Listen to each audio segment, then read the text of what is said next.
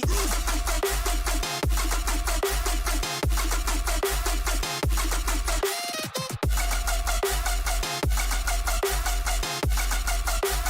DJ, our time.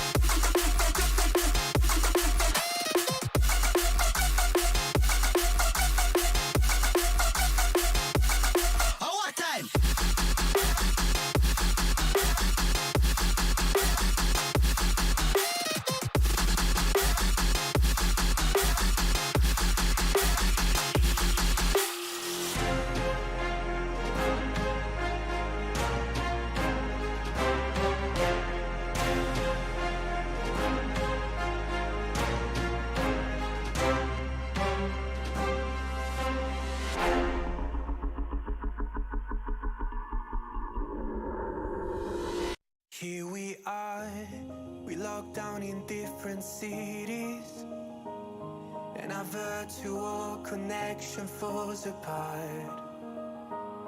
Guess it's been too many years since California.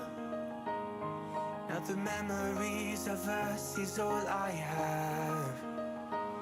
See, one day I'm gonna reach ya, take a plane for many miles. We pretend that time didn't pass us by when we're on Mulholland Drive. I know it won't be long before dawn, gotta be patient for a while. Someday we'll look at stars in this same sky, when I'm on the other side.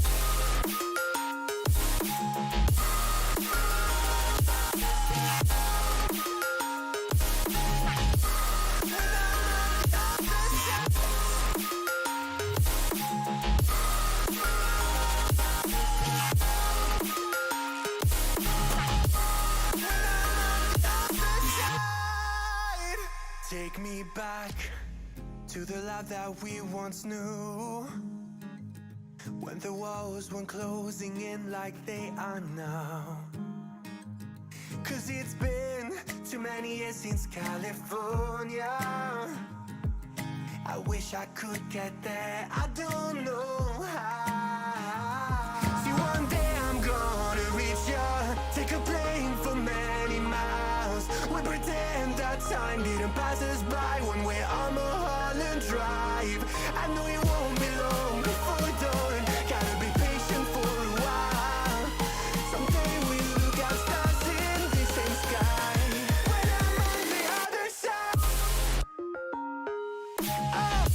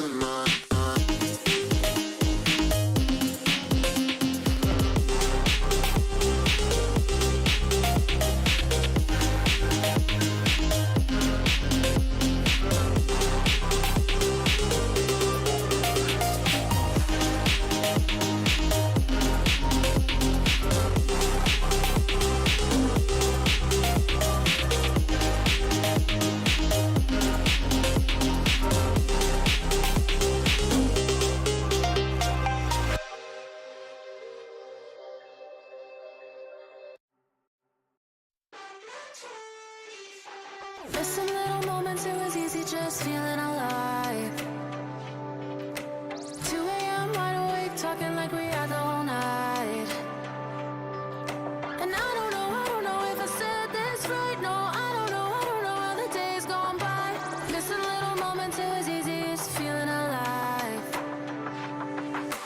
Every now and again, I trace my steps back to then.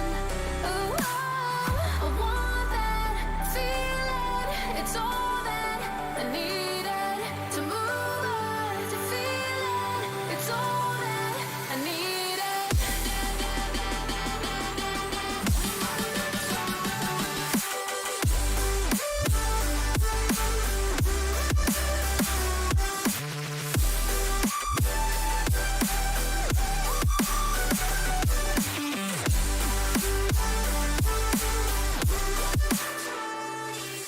Searching for the moments I'm a little less empty inside. Fewer late nights, cause nobody seems to make the time. And I don't know how to do this right. No, I don't know how the years gone by. Searching for the moments I'm a little less 25. Every now and again, I trace my steps back to then. Ooh, I want that feeling. It's all that I needed to move on, to feel it. It's all that I needed.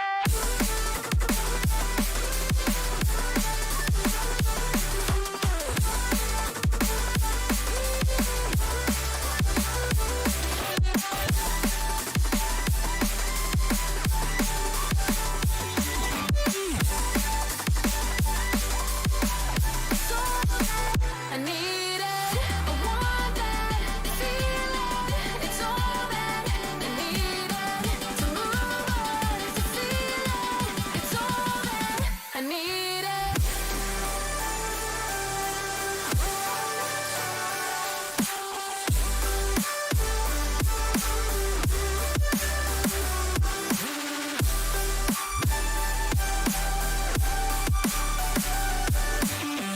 To move on, to feel it. It's all that I needed. How the years go by, searching for the moments I'm a little less 25. A little less 25. A little less. Searching for the moments I'm a little less 20. A little less 25.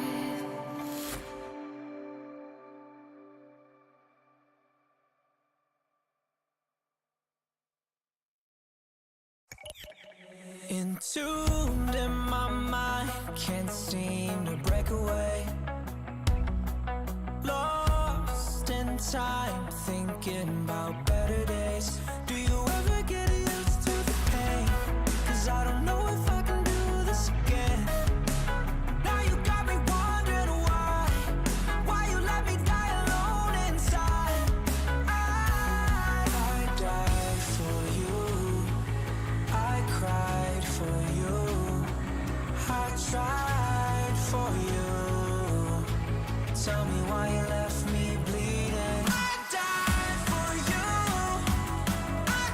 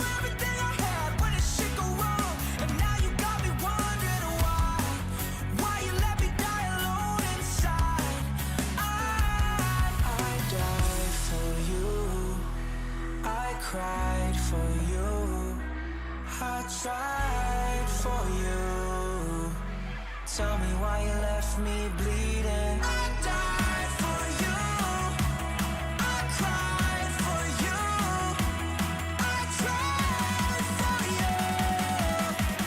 Tell me why you left me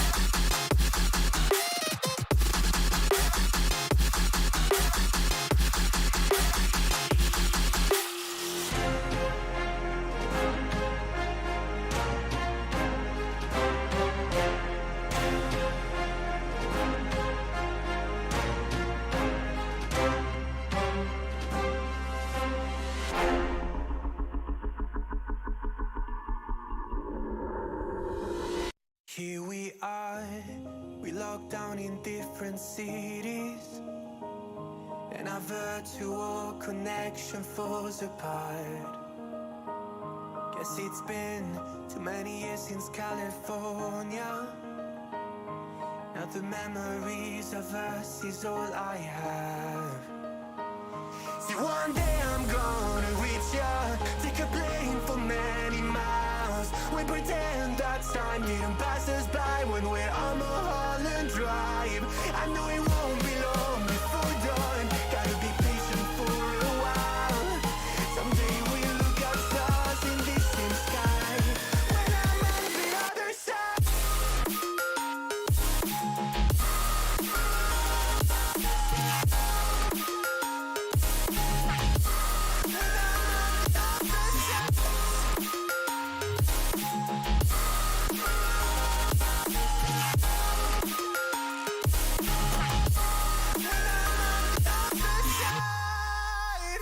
Take me back to the life that we once knew, when the walls weren't closing in like they are now.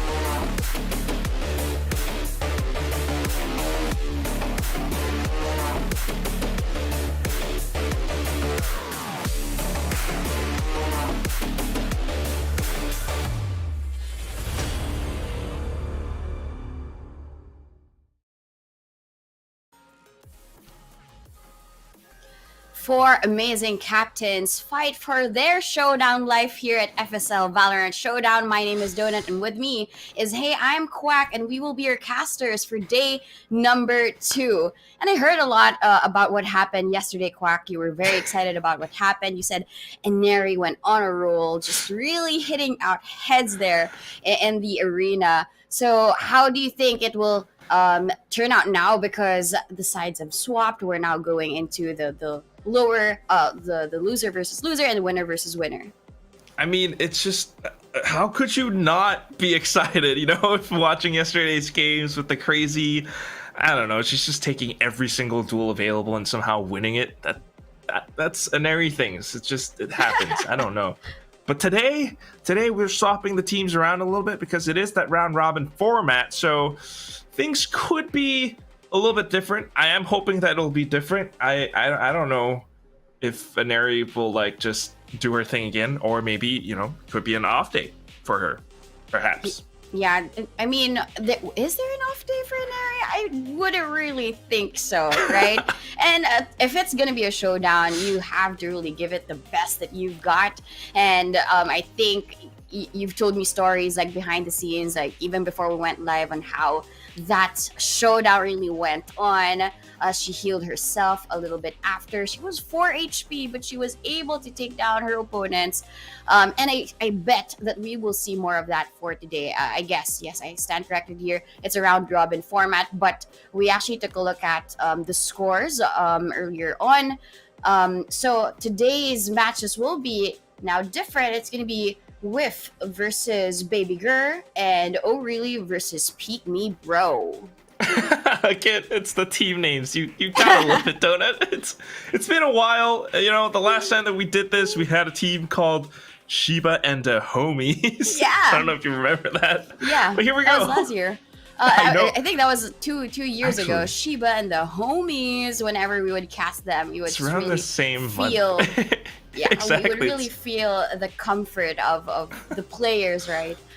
With their homies. But this time now, I think that the best one that I could really think of is BABYGRR. That's her favorite? Yeah. You really have to pronounce the 2 R's. And if you don't, then you miss out on that roar type of feeling. Like BABYGRR, like that. Yeah?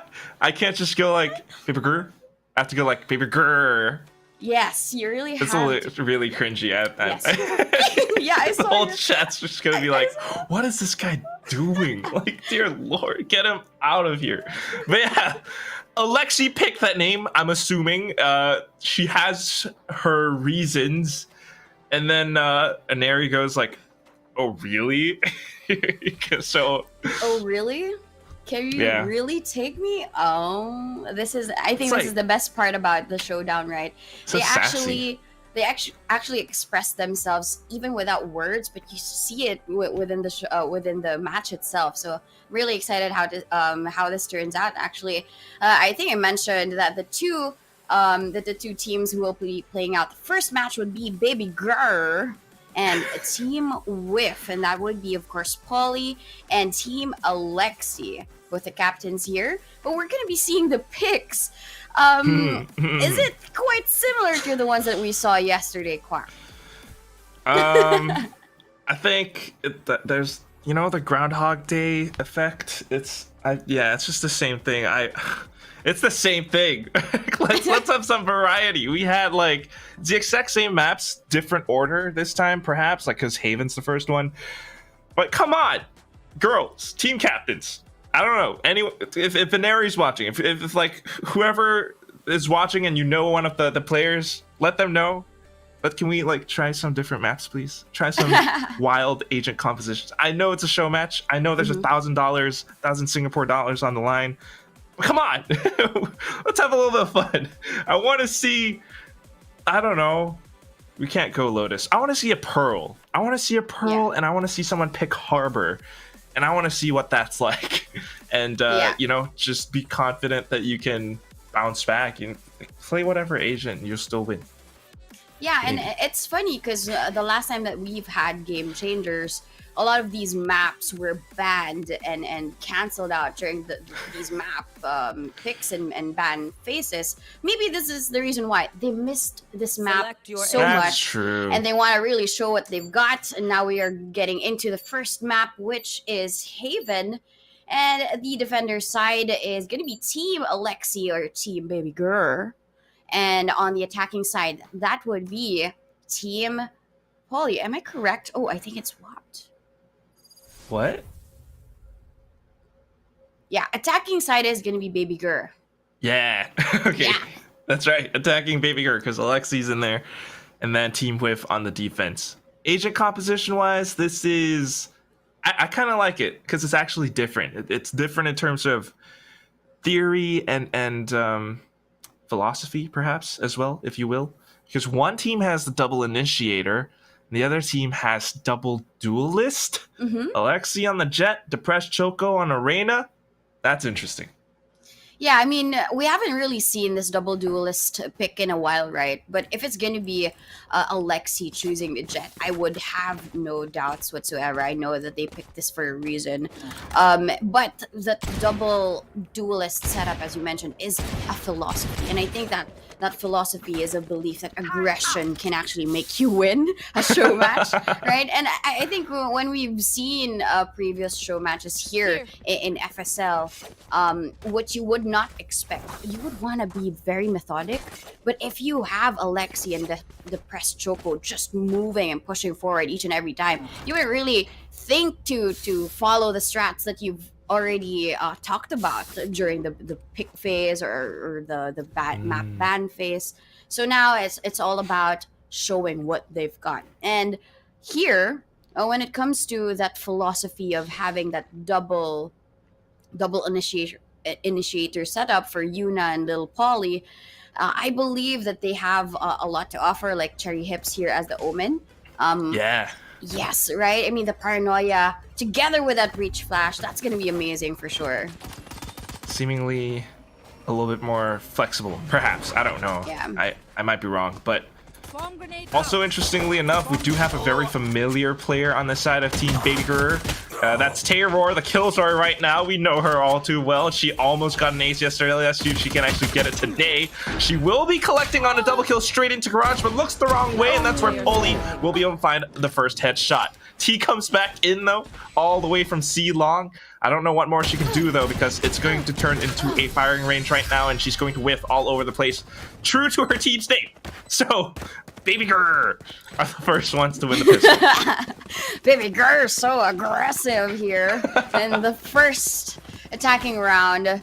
But I think what really made them win that would be the positions of Tayror. You mentioned that she got an ace and she was out for the hunt as well.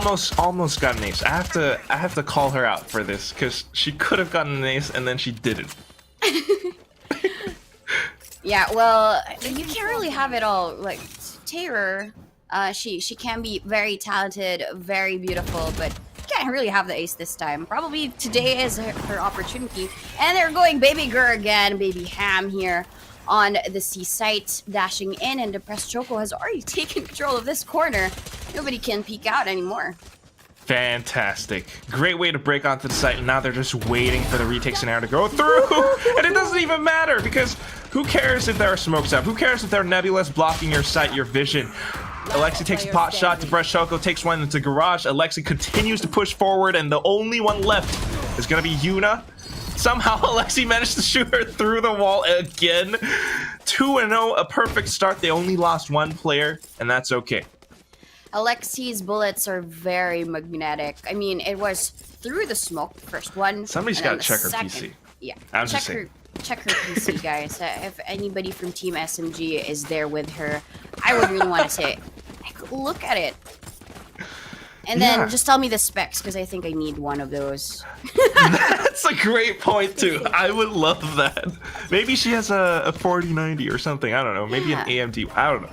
But it's working, and she's 1 point away from her Blade Storm. This time though, WHIFF, they've got some strats and they're pulling it off. Ooh, this first Fenny round, Lil Polly is just pushing forward. She's not scared at all. She's gonna peek out. She's gonna spot out Panda, but misses that bullet. One enemy remaining. Panda's able to take down one Yuna as well with that Vandal. But T, they know that Terror is here. Terror is hiding. Can you hide for long? No, because Cherry Hips, she's already moved forward. That little head, that little hoodie is out, but Cherry Hips takes the first bullet. Now it's the first round on the board for WHIFF. Yeah, just kind of got choked out in this choke point towards A site. A long, A lobby, sewers. Team WHIFF were just prepared for it. They had the perfect recon dart, and they swung upon it. Cherry Hips pushed down to mid as well, just completely cutting them off and making sure that they would not be able to rotate. The entire squad kind of just fell apart there. So BABYGRR, perhaps they might be trying a different approach this time. Maybe a little bit more spread even. What do you think? Yeah, I mean, what they can do is try and figure out first how WHIFF is opting to defend each of the sites. Because look at how they're spread out towards Garage and C. It seems as if they do have a plan, like Yuna and Cherry Hips, this whole crossfire setup here in C site. If they do come in here and if they do rush in, similar to how they did in the first and second round, then they might be set up for failure. But probably, yeah, I agree with you. Just take a look at what your opponents are doing, how they're setting up all of these Killjoy gadgets, and then work from there. Because if they always just go forward and push forward, and WHIFF just, and Lil Polly actually is the one who stopped them at their tracks earlier on, then they have no chance. So maybe we know that double duelist philosophy of aggression works, but for that bonus, it didn't. So you have to just be careful with how they just play the cards for this round. I am really curious though, Donut, because Polly was playing Reyna a lot yesterday, and from watching her with X10, we know that she tends to play controllers more. Today she's a Sova, so I don't know, maybe she's just flexing how flexible she can be as a player. And again, I just want to point out real quick, how is it that these girls haven't been signed by an org yet? Polly, Jenny, the whole lot of them, Baby TZ, maybe they have and they just haven't announced it, but I just want to keep talking about it until they announce it sometime. Yeah, maybe this is also Polly's way of submitting all of her clips, right? Oh, so I played a controller back in my career and in Game Changers in 2022. Yesterday I played a Reyna, and today I'm playing a Sova. I'm very flexible, and I love your sentence there and the composition of that sentence. She is flexing how flexible she is as a flex player. That is what she's doing. Yeah, for the showdown. If you are to show your skills, then why not just your skills in tapping heads, but also maybe as a leader, maybe as a flex player. Yeah, just some org rolls up and they're like, so we need, oh yeah, you need a player? What role? I can do everything. What do you need? It's like random cards and you pick a card. Oh, is that a Sova? Yep, I can do it. It's the Uno, and then I pick out the, what's that card called? Is there a name for it? The reverse one? Not the reverse, the Uno reverse. Well, which one? The one that the color picker card. Oh. I don't know what it's called. What that's called. Maybe someone knows. Do kids even know what Uno is these days? It's a card game, guys. It's a card game. The round's starting. We don't have to talk about Uno anymore. Yep, but it might be reversed now for a WHIFF, as Alexi has just dashed in towards the site.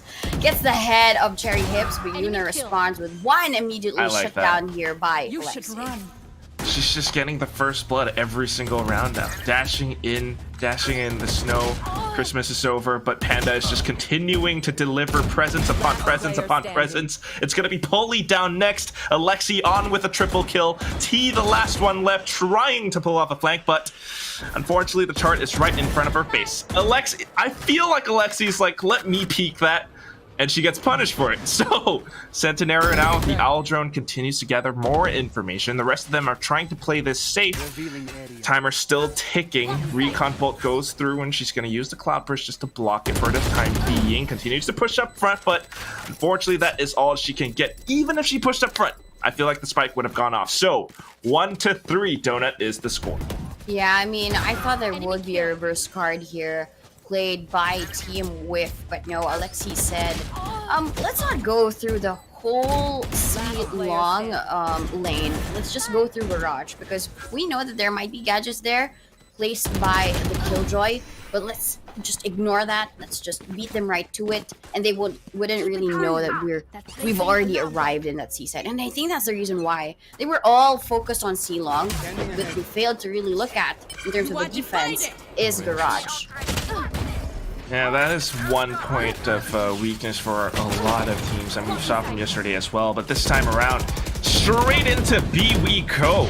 Along with the Cosmic Divide, they will be able to divide and conquer onto this site. But what is this? Team WHIFF! They push in together in tandem. They managed to take down 3. Now looking for the final 2. T has the Blade Storm and she's trying to make it count. But Yuna comes in for the swing instead. Depressed Shaco all the way from C Link. Able to get a quick double. Picks up the spike. Has a lot of time to work with, but she needs to be careful about the duels. She's managing to pop it off. Drop back to a weapon. Get a headshot. Swaps to the classic. Reloads. Gets yet another Faith. You are faithful no longer, because here comes the depressed chocolate. Yeah, I mean, when it comes down to that, the flow, it was a fountain of all of these amazing plays from her, right? It was a 1v2. She picked up the spike first, but she wanted to make sure that behind everything else was covered.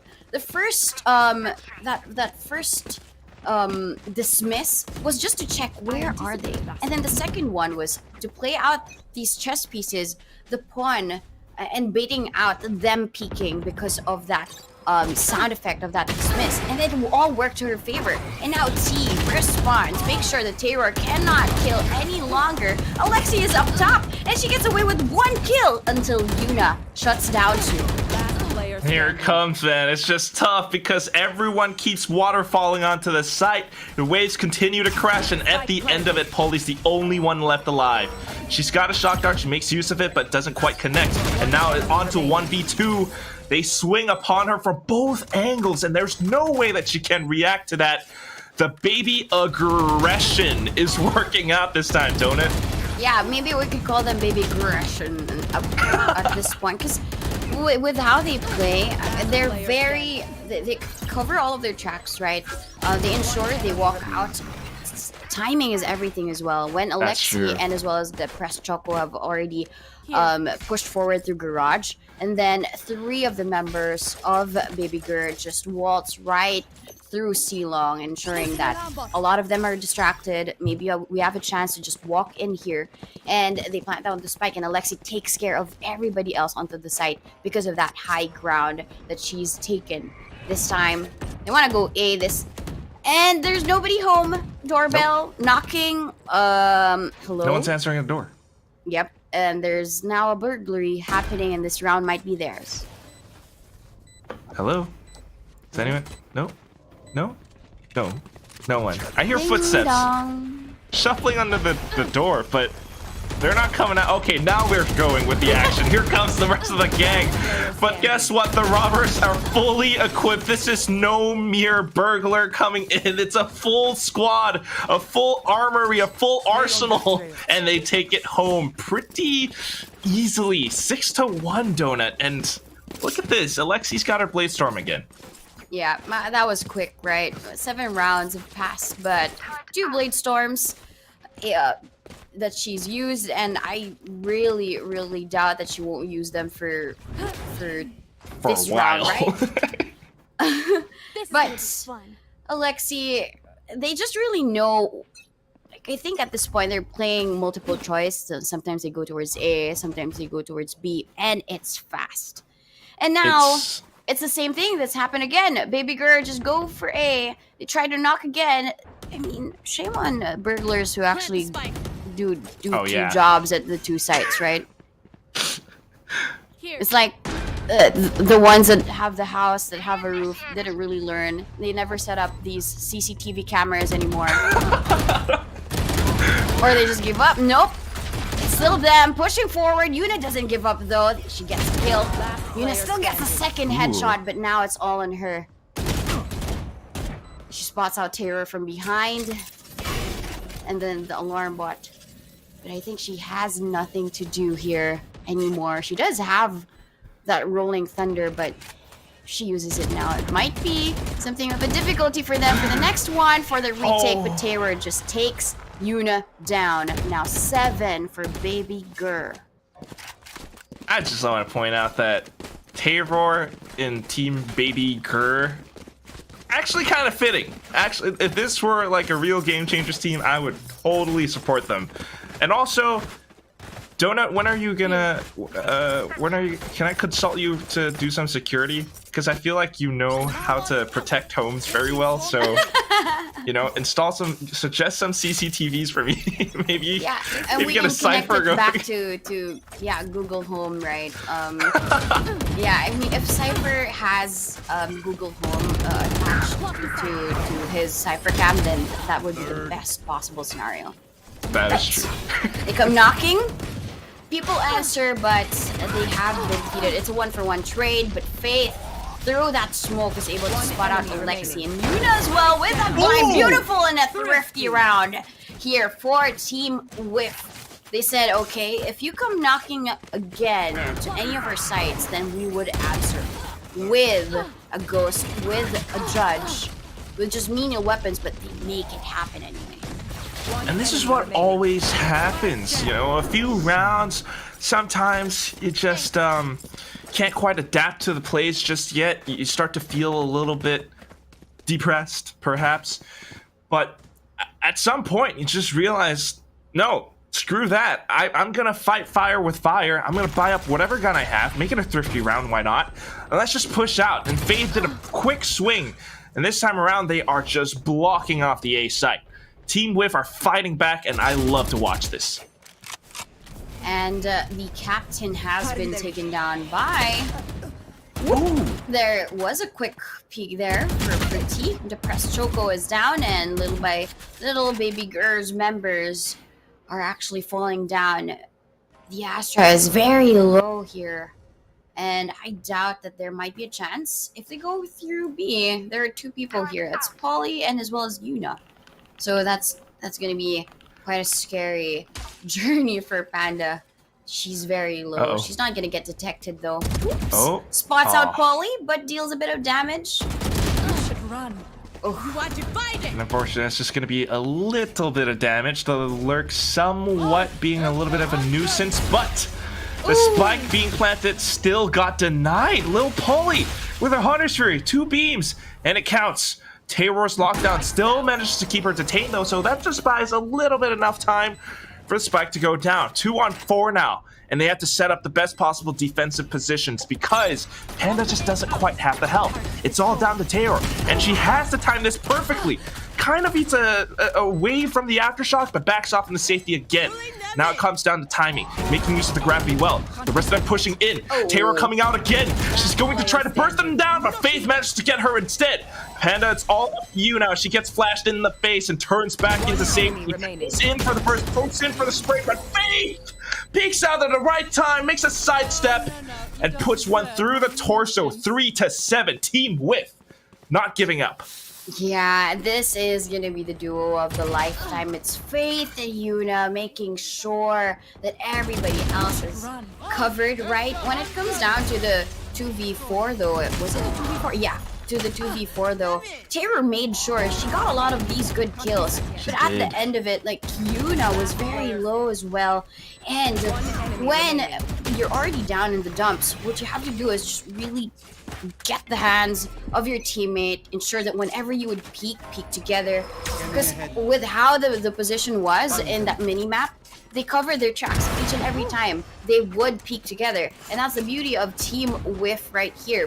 T, however, has managed to stop one. Little Polly stops the second. Alexi is down. The Press Choco does push forward. Was not hit at all by that operator, but Press Choco is out for more. She already gets 2, and there's 2 remaining for Team Whiff. It's going to be Cherry Hips and as well as Faith. Do you believe in miracles? Does Faith have enough faith? Oh, that's a great question. And I want to believe. She is going to put down the lockdown just to push them back perhaps, or force a bit of a peek. None of them are moving though, so she just might wait out for this. And that's going to be Depressed Choco getting taken out of the equation. Panda getting detained. Gives them a little bit more time to push up front. Stick the defuse, perhaps. But Taylor's approaching. She managed to get the spray transfer. Cherry Hips, where are you? You're dead. And Faith gets taken out as well. 3-8. BABYGRR managed to sneak this round right underneath Whiff's noses. Yeah, it was just systematic for BABYGRR. Their post-ban positions just really made me feel that it was over already for Team Whiff, because the smokes really covered out where Cherry Hips was. There was an opportunity to pop out that lockdown, but there was one making sure that if and when Faith does so, she would be caught off guard, and because of that that member that would push out through CT. So that's gonna be something that they have to worry about for Team SMG. Oh, sorry, for Team SMG. Alexi here. Alexi was shut down by Faith in that corner, but they're looking for more. Ooh, Faith has managed to get one with a swarm. The Press Choco and Panda, they answer back with 2. I don't know if they're gonna be able to get that much more though. Look at their health. Whiff. T just doesn't have that much left to offer, and Cherry Hips going right behind them. That's gonna be a very tricky play because they might just rush her. Triple peek, a whole white swing. Oh no, but they don't suspect it. Right on top of the boxes, and she finds the first headshot. Centenario back to a 2-on-2. T still with her judge, just waiting for it, Donut. I don't know what to expect.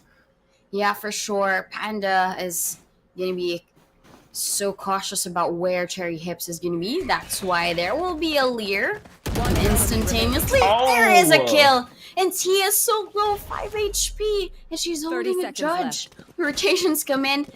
I don't really think that the judge will do you so well this time. So pick up a gun if you can, and then rotate where they are. But at this point, right, this is going to be the last round. This will define whether BABYGRR gets a 9-3 or Whiff gets a 4-8. And at this point, T has to be very smart about this. She's low on HP. She either gets it done right away or she plays it so slow and smart. Panda's just waiting for her here. Yeah, I mean, look at how BABYGRR are covering all their bases. Just waiting for it now. Spots her out, but T gets the shot instead. Depressed Choco getting that information now, is pushing up front. Cloudburst kind of blocks it, but a single spray, and that's gonna be it. T not quite able to sustain that damage thanks to her low health, and it's going to be a 3-9. The curse has been invoked. Yep, the curse is here. But T did do so well, right, in terms of clearing out all of the corners, making sure that she's careful every time she peeks out. There would be a kill. If I were in her place, right, if I was 5 HP and I was against Arena, then I would just really ensure that I diffuse it to the fullest. Just that, of course, with how low her health was, just one stray bullet would just get her done. And we're here now, 9-3, BABYGRR with that aggression. Are we going to see that in the defense? I'm pretty sure that will happen since Alexi and Depressed Choco, they're both just in that corner of the barrier, at the edge of the barrier, making sure that they have the early peaks, and Alexi gets T down. Depressed Choco doesn't get one, though. Cherry Hips will shut her down. Centenario with that shock bolt does a lot of damage and gets a kill as well. What is going on? Everyone's just kind of stuck inside of sewers, and Alexi's continuing to tap and pop away, but finally the call to rotate has been made. And the start of the second half, an even exchange, Donut. Yeah, even the HP, Alexi is low, and as well as that Killjoy. So it's gonna be pretty even. And Faith here even deals some more damage because of that nano swarm set up by Terror. Cherry Hips has this cheeky position, so if she gets the timing right, she might win this for the team. But Panda was so ready for her 3v2, and Alexi gets the first kill against Lil Polly, and the round is done. We're gonna get a 10-3 here for BABYGRR. Just absolutely ridiculous. We're starting off the pistol round. Your opponents are down 3-9. You're buying up a sheriff, and you're doing things like this? Alexi, BABYGRR, and now they've won the pistol. They're gonna be able to go in with even more wins. It's going to be so tough for Team WHIFF to fight back. So much so that they're going for a desperate force buy right now, Donut. What does this mean? It just really means that they want to turn things around as early as they can, because if they wait until the next round, it might be already 11-3. So, the odds, they're just playing the odds into their favor. That's why they're hoping for a 4-10 and then maybe get a 5-10. But let's see if that will happen. Bind comes in, T gets a kill, but Centenario with a great response of that shock bolt. That's gotta hurt. And Alexi here is not stopping at all. She's gonna be seeing everybody else here. It's a firing range for her, but nothing has really gotten her a kill just yet. Lil Polly takes one down, and within the site actually is the real action. Terror gets one, gets a headshot, but not the kill. Alexi is here, 1 HP, but Yuna takes her down because of that little sliver of that health. Didn't get Alexi her way, and I mentioned to you, it's now or never. 4-10 is the score for Team WHIFF. You could not be more right, Donut. They made the right call. They made it count. And here it is. That's the score. Yuna saving the day. Alexi, unfortunately, not quite collecting on it. I was so nervous because both those players, I think it was Faith and Yuna, they were down to red HP.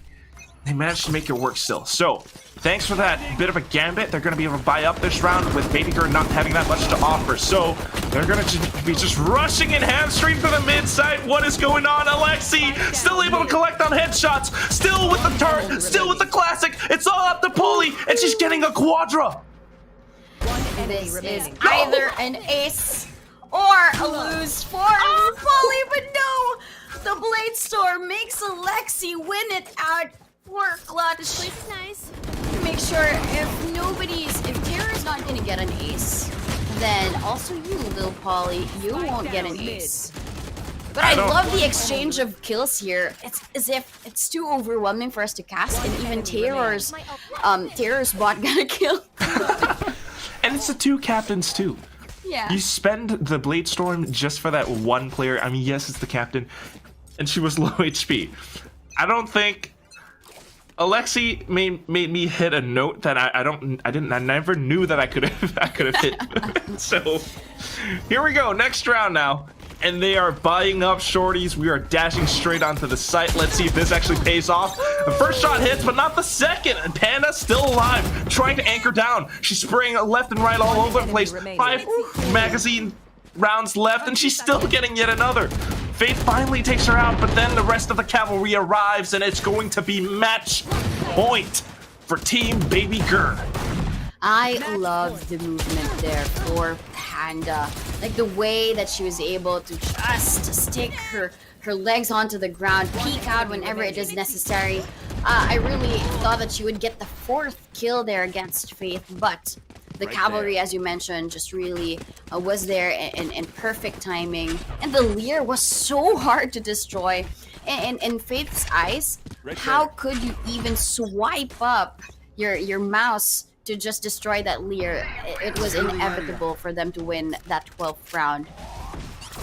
My goodness, it's it's just a rough situation to be in, but I love how they're not giving up. Look at how they're just rushing into Garage. They've managed to plant their flag down in that spot, and pretty soon, perhaps, onto the seaside itself. But a flank is coming underway as well. Terror's going in to push back Garage, and that's where Cherry Hips will strike. The only one left that can do anything about this is going to be Alexi. It's Alexi, and now a statement for her team. BABYGRR. Is the GRR gonna withstand for this round, or is it gonna be Team Whiff for her? She gets the first kill, but Cherry Hips there, ready for the trade.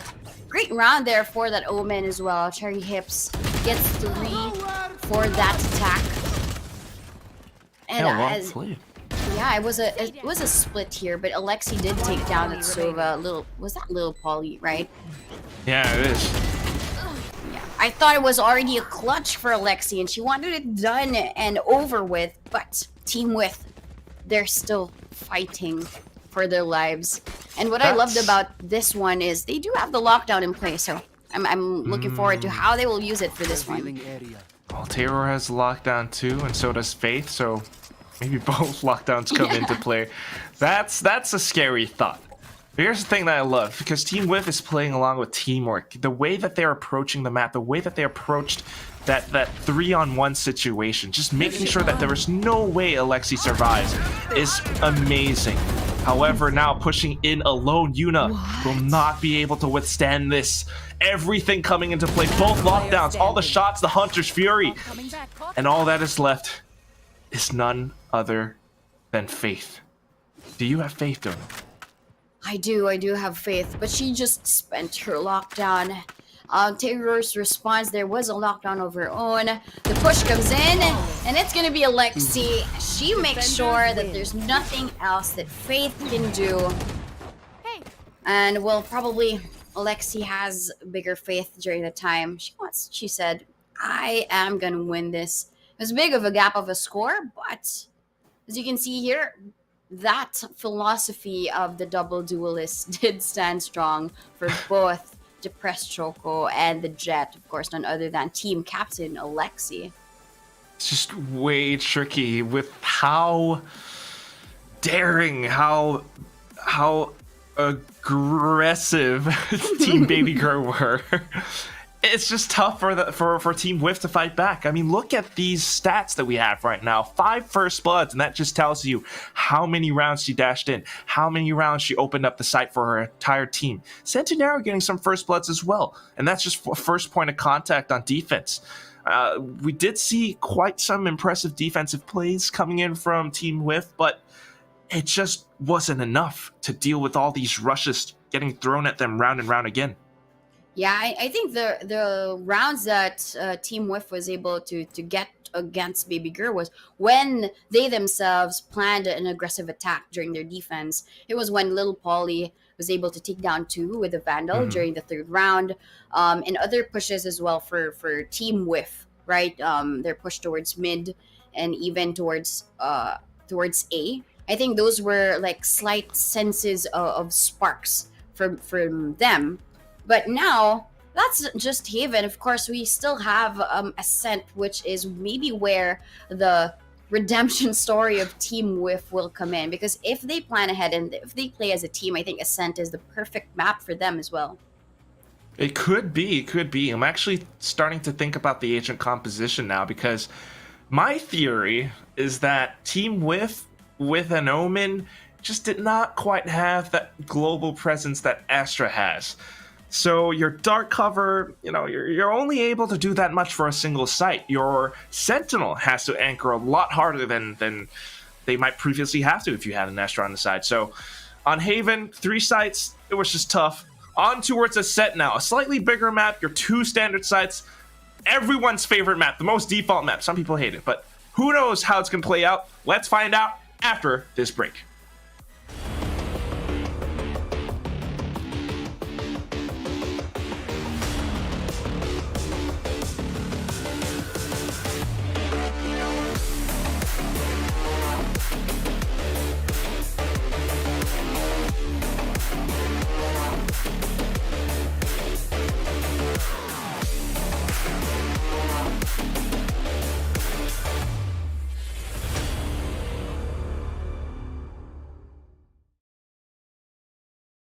Here we are, we locked down in different cities, and our virtual connection falls apart.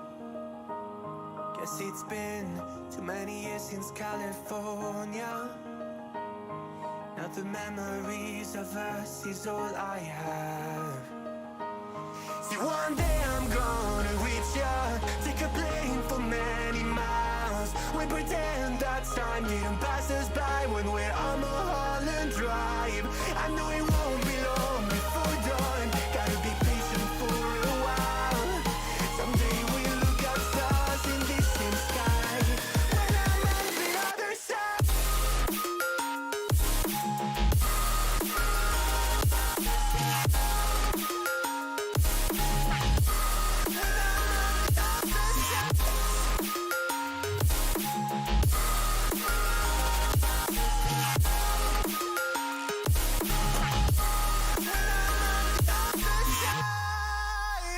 Take me back to the life that we once knew, when the walls weren't closing in like they are now.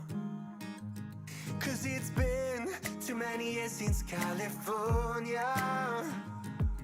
I wish I could get there, I don't know how. See, one day I'm gonna reach ya, take a plane for many miles. We pretend that time didn't pass us by when we're on Mulholland Drive. I know it won't be long before dawn, gotta be patient for a while.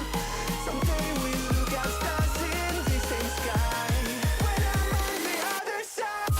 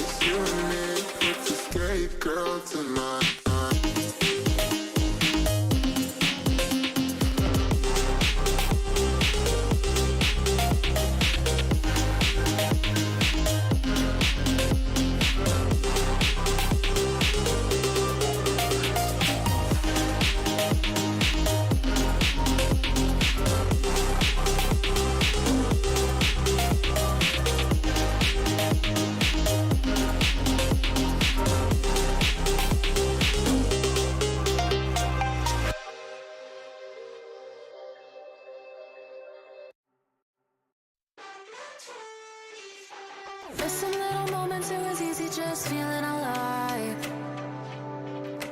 2 a.m. wide awake, talking like we had the whole night. And I don't know if I said this right. No, I don't know how the days gone by. Missing little moments, it was easy just feeling alive. Every now and again, I trace my steps back to then. Oh, I want that feeling. It's all that I needed to move on, to feel it. It's all that I needed.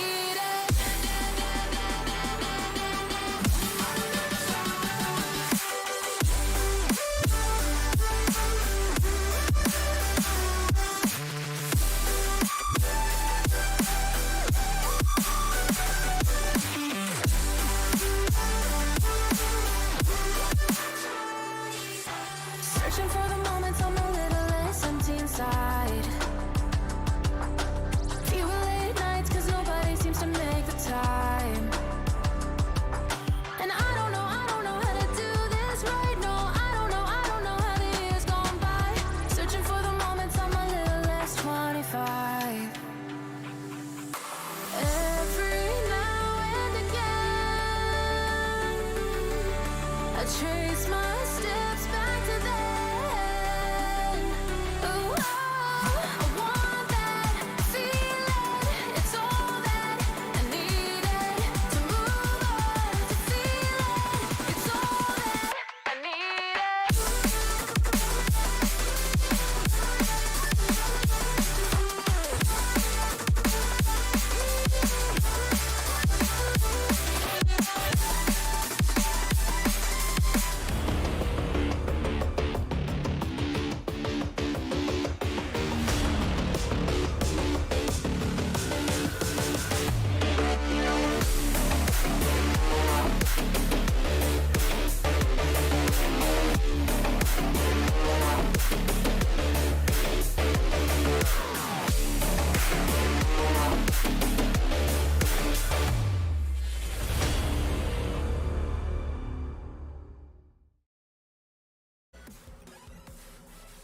Once again, welcome back to the FSL Valorant Showdown. Hey, I'm Quack. This is Donut, and we just saw a pretty fast win from Team BABYGRR. I don't know why I did that, but instincts. Thumbs up. I am so cringe, Donut. What is wrong with you?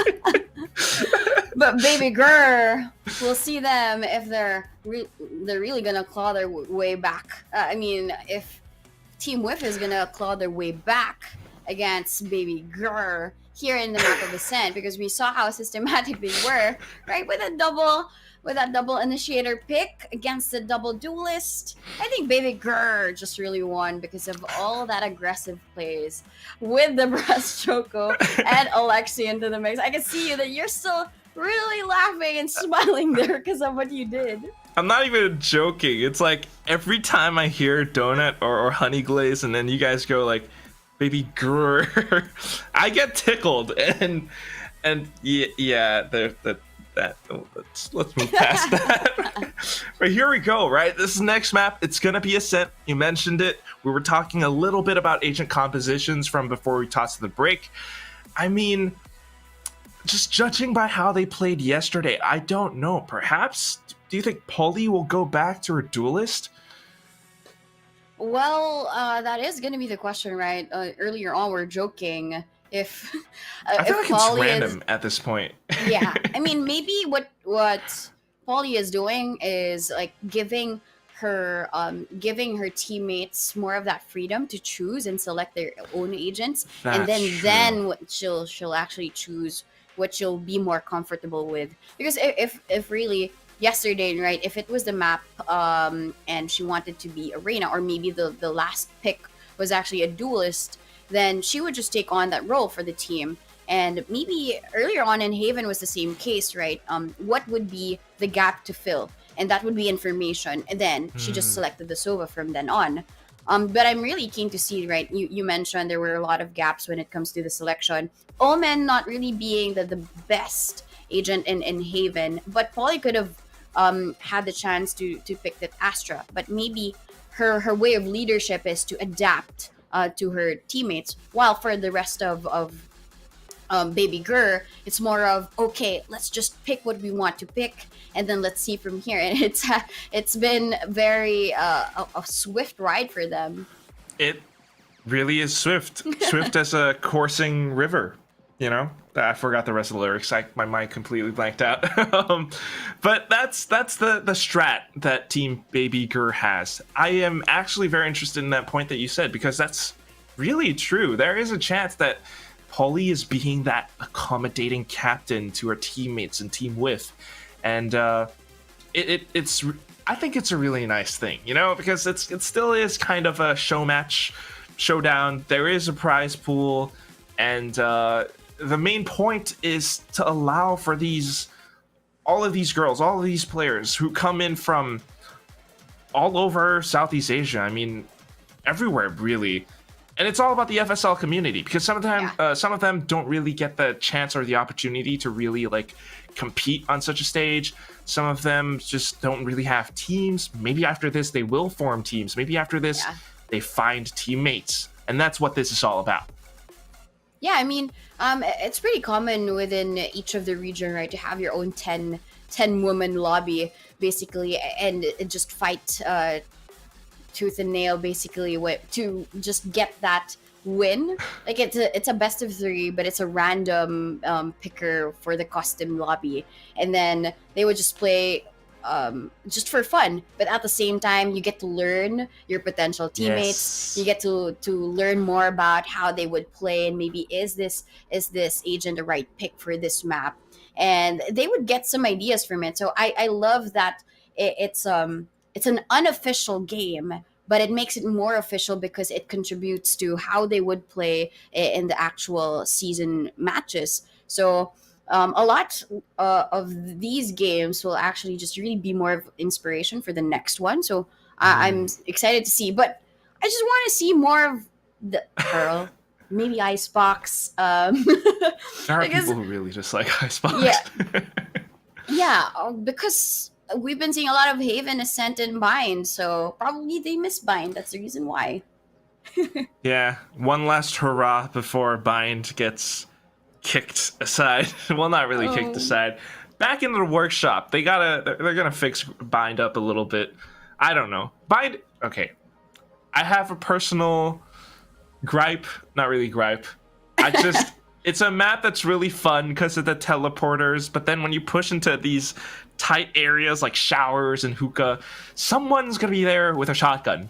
Yeah. And I am not gonna be able to deal with that shotgun because I'm bad. So that's my own thing. Whatever. But yeah, it is still fun. And I think all these maps are great. I mean, Pearl, I just would love to see more of it. Lotus is very interesting. Yeah. We don't have it today, not right now, because they are playing on the newest patch, but they're only allowed to play the previous maps. But that said, we have talked enough. The players are ready to select their agents. Let's see what they go with. Yeah, I mean, we were actually chatting before the broadcast started. We want to see more of that Yoru, maybe Harbor, the less selected agents here, because after all, it is a show match, but probably the pride of having to win matches against your captains, right? Like against Alexi or against Polly is something of a motivator for you. That's Select why your let's agent. not really explore that much. Let's keep to what will make us win. And here in Ascent, for Team BABYGRR, we are seeing a Sage here instead of a Reina. For the attacking side, we're seeing Yuna as the Astra.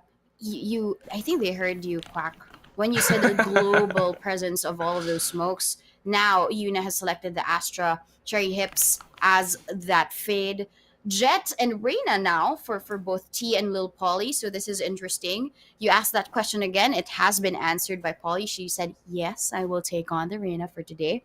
And Alexi, but she has to go head to head with Alexi as the Reina as well. So that's going to be an interesting match.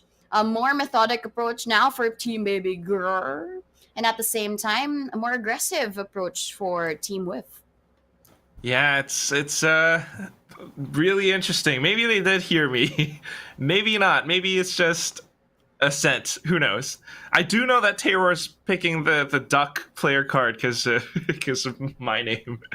But here we go. I mean, what's also fun is that some of these girls do participate in game changers. Maybe they don't really make it way all the way through the group stages, but they are still capable and they are here to gain more of that experience. I think T from Team WHIFF is actually one of them, player from South Asia. I'm not really sure about the others, but they definitely came here to play. They definitely came here to provide us some of that showmanship, and I just can't wait to see what they have to offer. Again, it's kind of back to that interesting debate of how you really want to approach the map. And this time it seems, Donut, that we have flipped sides of the tables. Yeah. Because double duelist on Team WHIFF, double sentinel on Team BABYGRR. Okay, Yeah, that's interesting. But we saw how depressed Choco did play earlier on as a Reina. Very true. I could really see her embodying that role of a battle sage for the team, right? But at the same time providing that support. Because I think what was good about their attacking rounds as well for BABYGRR was the timeliness of that leer from the Reina. And if you are a Sage and you're very aware of how you throw in all of those utilities, then that's what's great about you being a battle Sage, because you can provide support for your team, but at the same time use it selfishly, like wall yourself out of there if you really need to survive that duel. Yeah. Or at the same time, right, give the heal towards your teammate, because if you heal yourself, you only get 30, I mean. And then I think that's the most heartbreaking buff nerf of Sage. If you play her now, you have to play selfless. Yeah, I'm just gonna call that a balance rather than I don't know. I think they are certainly trying to encourage Sage players to heal others more, but you know, sometimes you do need to heal yourself. Sometimes you just don't have that much health. Maybe you just got to play a little bit more conservatively. That's just an option. But you know, we do have battle sages. Paper X Jing is one of them. There is a reason why content creators like Grim are so entertaining to watch, right? That's why Grim walls are a thing. It's just these out of the box, lateral thinking solutions to playing an agent that seems really easy to play. You know, it's just a wall, it's just slow orb. But no, there are so many of these interesting spots on the map, and Ascent is one of those maps where you can pull off some of these walls. Elevated positions and just spots that your opponents won't expect you to peek out from. And that is what I'm here to watch. Yeah, I would... what is this? Donut? I think they're praying to Faith. I mean, that would make sense because her IGN is Faith. They're waiting for Faith to reconnect, and probably they're doing a routine or praying that she would reconnect as soon as possible. I love it.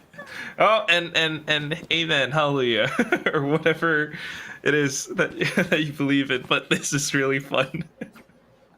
Yeah, I mean, at that point, right? I kind of want to hear what they're saying. Like, is there a mic check for FSL Showdown? Because I kind of want to hear, right? The girls having fun, probably during certain challenges. So how do they actually like treat their other teammates as well? Like, if you're Faith right now, you must be sweating. Because if you have to reconnect and you know that the whole lobby is waiting for you, it might be a bit, too much pressure on your hands. But I kind of want to hear what Polly is saying. Like, it's fine. Or is it more of like laughter or that very light vibe with this team? Ooh. That could be a thing. I mean, we love those vibes. We love when these players really get all friendly and everything. Because FSL and this entire community is really where we have some of the most supportive, some of the most wholesome, some of the most I don't want to say toxic, but some of the best banter moments we have between the players, which is why I got to bring it up once more. If you haven't followed any or liked any of the pages, followed any of the accounts of the FSL team, the FSL social media, what are you doing with your life? Yeah. Go look at that right now. It's now time to look for like certain players that you know that you would relate with, right?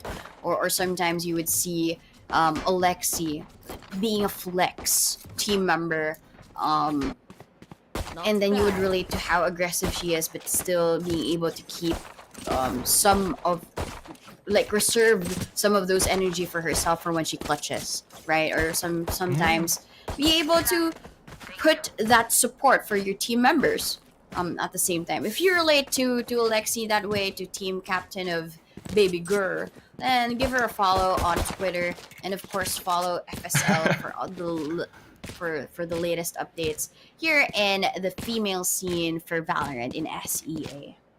Just gotta get it real quick. It's at Alexi Francisco. Alexi with 2 Y's. Someone dropped it in the chat somewhere. And then, of course, you got Aneri, you got Polly, and all of these players, because I'm sure they all have social medias, and they all deserve your support. And just FSL specifically, because they are the ones doing all of this. They are the ones running the show. We're just here to talk. And I don't even know what I'm saying anymore, Donut.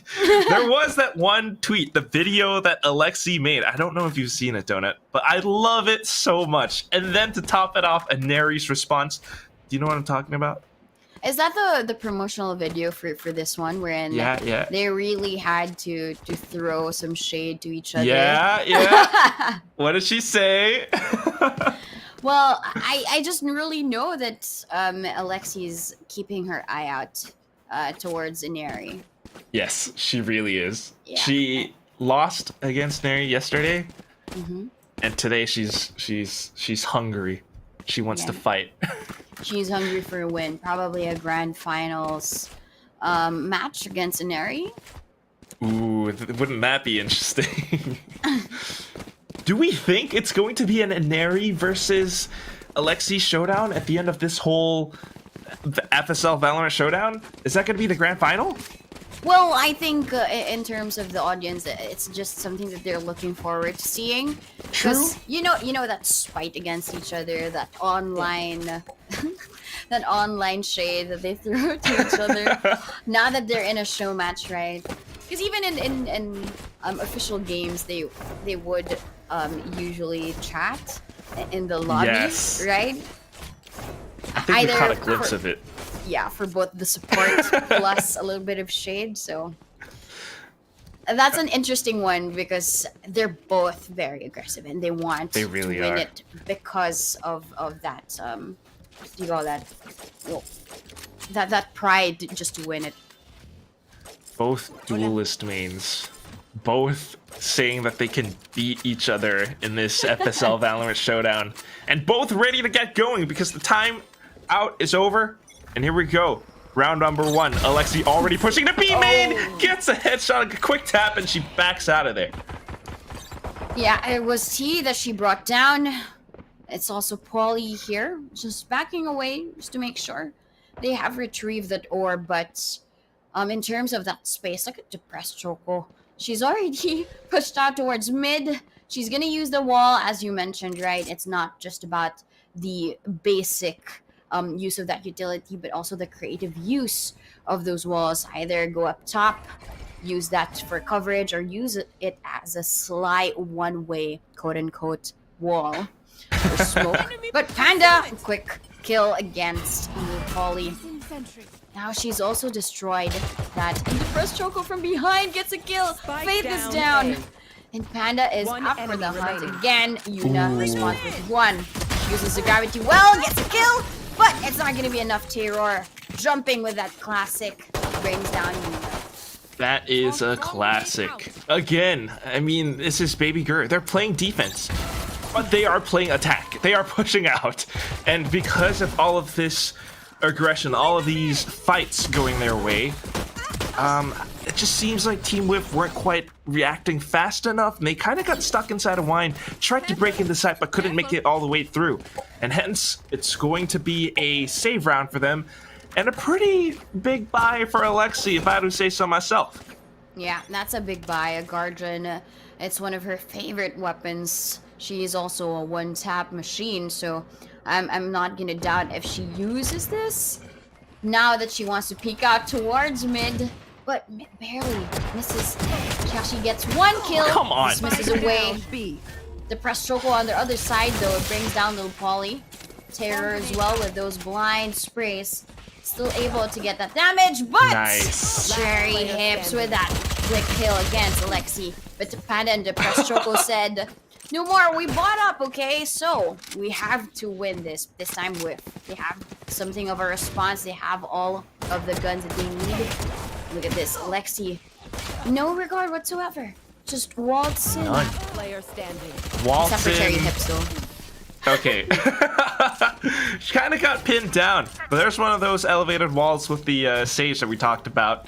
And this is something you gotta admire. The team does go in for that quick coordinated plays. Panda pulling off the gravity well just to aid Alexi a little bit further. And here we go. Round number 3. Team Whiff with the full buys now. Guardian versus a full squad of Vandals. How does that play out? And this is gonna be scary because Faith and together with T, they're walking right in. I like this. The wall is great, but Cherry Hips, she actually knows that the press choco might be there, so they're very careful about this. Ooh. That's why she gets a kill. Now Lexi, while everybody else is distracted here towards mid, she gets a quick kill against Faith. Little Polly does respond with a leer. That's why you can't really see her. She's gonna be John Cena at this point. But Terror, Knocking them. quick pull towards that side, but it's actually that swarm that kills little Polly. And T and Cherry Hips, they're the ones remaining. It's Centenario. She's been so good with all of these shock bolts, and I think she's gonna be using them to try and stop the plant. Spike But planted. she's actually tethered to that heaven side, and there's no plant. There's a plant. And also a rotation towards Cherry Hips. T peeks out, uses the shock bolt, but look to the right because there is one behind you. It's Cherry Hips with a Vandal, and she does get the kill. You can't see me. Your time is here. Cherry Hips all the way up, all the way through Garden, just to, well, not literally stab her in the back, but with the Vandal, she managed to get the frag. I mean, this is one of those ways that you can play. I mean, you have the firepower. I definitely do think Alexi sort of overheated for a second, just peeking back out in A short. But it all happens sometimes, and now they get to buy back up. So Team Whiff, let's see if their firepower will sustain. Meanwhile, BABYGRR buying up themselves. Let's see how this round plays out. Yeah, Alexi is already pushed out. Gets a kill, and that was a quick one against Paul. No! Even gets a second! A beautiful headshot against T. But this time, she doesn't want to double dip. She's gonna go back out together with her teammates and the rest of Whiff here. Alexi gets the third one. Cherry Hips is down, and she is out for more. Little does she know that they've already rotated towards A. But I think a little bit of a signal here for Panda is gonna secure that. But they want to go back towards mid. They want to know where Alexi is first before they push towards the site. They're outnumbered and they were outplayed here by Alexi. And she is out for the hunt. Oh. Careful behind you, because Alexi is going to be here. I don't think they expect this. Look at the trigger discipline. Donut. This is going to happen. It's the ace! Round number 4, and Alexi already claims all 5 from Team Whiff. My voice, I said "Eee," because she did so well. The first 2 kills was just expected from her, but getting the third one and just pushing out towards mid, getting Cherry Hips and that trigger discipline, making sure that she knows where Yuna is first before she blows the 5th head. That's amazing by BABYGRR, and a BABYGRR aggression is seen here in Ascent. And here, now Whiff, they have to be careful about this because Alexi is pushing out yet again with no one-way smokes, with no paranoia at all. She is just here for the hunt. She gets the first Down kill A. with the support though. It's not gonna be enough. CherryHips is there, and there might be a res. Nope, not yet. The slow orb is there. Panda and Terror take one of their own here towards mid, and it's just two. Two are cornered. There is gonna be a Nova Pulse, but Yuna makes sure that Depressed Choco doesn't get another one of their team members. It's ridiculously unbelievable. Big exchange. And at the end of it, even odds at both sides. Still, though, Team WHIFF has to push up front. And they get blocked off by the Nebula. CherryHips sends out the Nightmare. She just might be able to push them back even further. Tayror trying to spray it through, trying to break down the door, just so that she has an easier entry point. Panda approaching from behind. She might be able to catch them by surprise. And she does! The first player down, that's going to be Yuna. Tayror approaching from heaven now, and this is going to turn into a 50-50 angle. CherryHips, you're gonna have to play this so right, but she gets it so wrong. Tayror jumping all the way up and down, gets the hit shot falling onto the ground. BABYGRR. Another round to their name. Yeah, that was And a walking duck, thank you. That was such a great play there. The final kill for Terror, that was just flashy. Imagine being able to get a headshot while you're up in the air with the Phantom. That's just an amazing play there for Terror. And that beautiful finish with that duck quack sticker is amazing. Look at that! Who can get away with those types of things? It's only Terror. Yeah. But look at the scores too right now, Donut. I mean, Panda, Tayror, and Alexi, they are leading the kill feed, leading the scoreboard. They're working so well together and taking all of these duels that Team WHIFF really needs a different approach to the round. This time though, they're going together kind of somewhat, but the deep Nebula just kind of isolates Holy. That's gonna be the first one. A second to Alexi as T continues to push up front to trade. Unfortunately though, it's going to be the lockdown that traps all of them. Support arriving from top of heaven though pushes them all away. Team WHIFF are running out of options.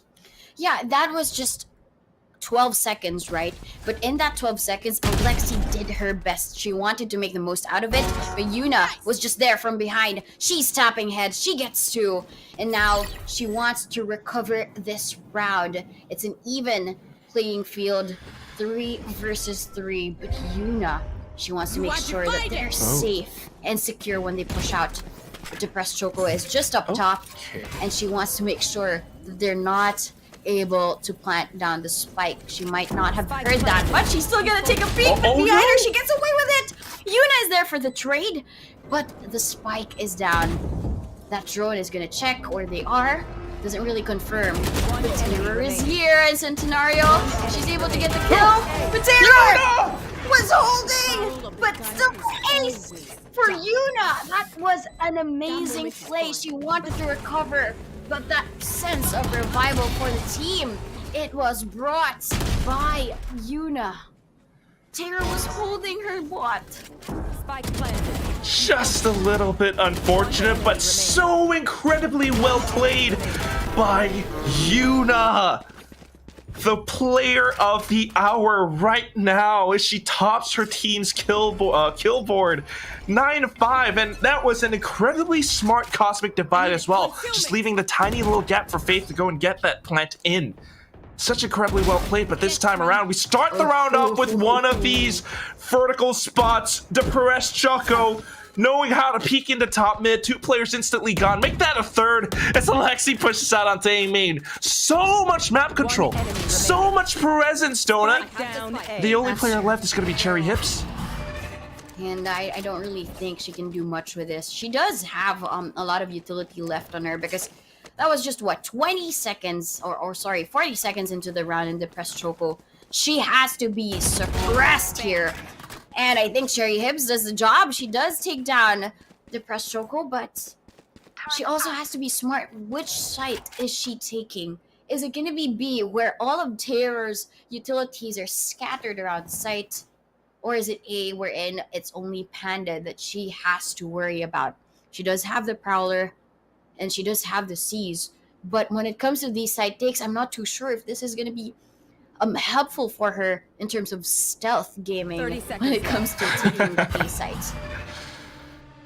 Now her presence has been known, though. Are we playing as a rogue or are we playing as, I don't know, a ranger or warrior, fighter, whatever you call it?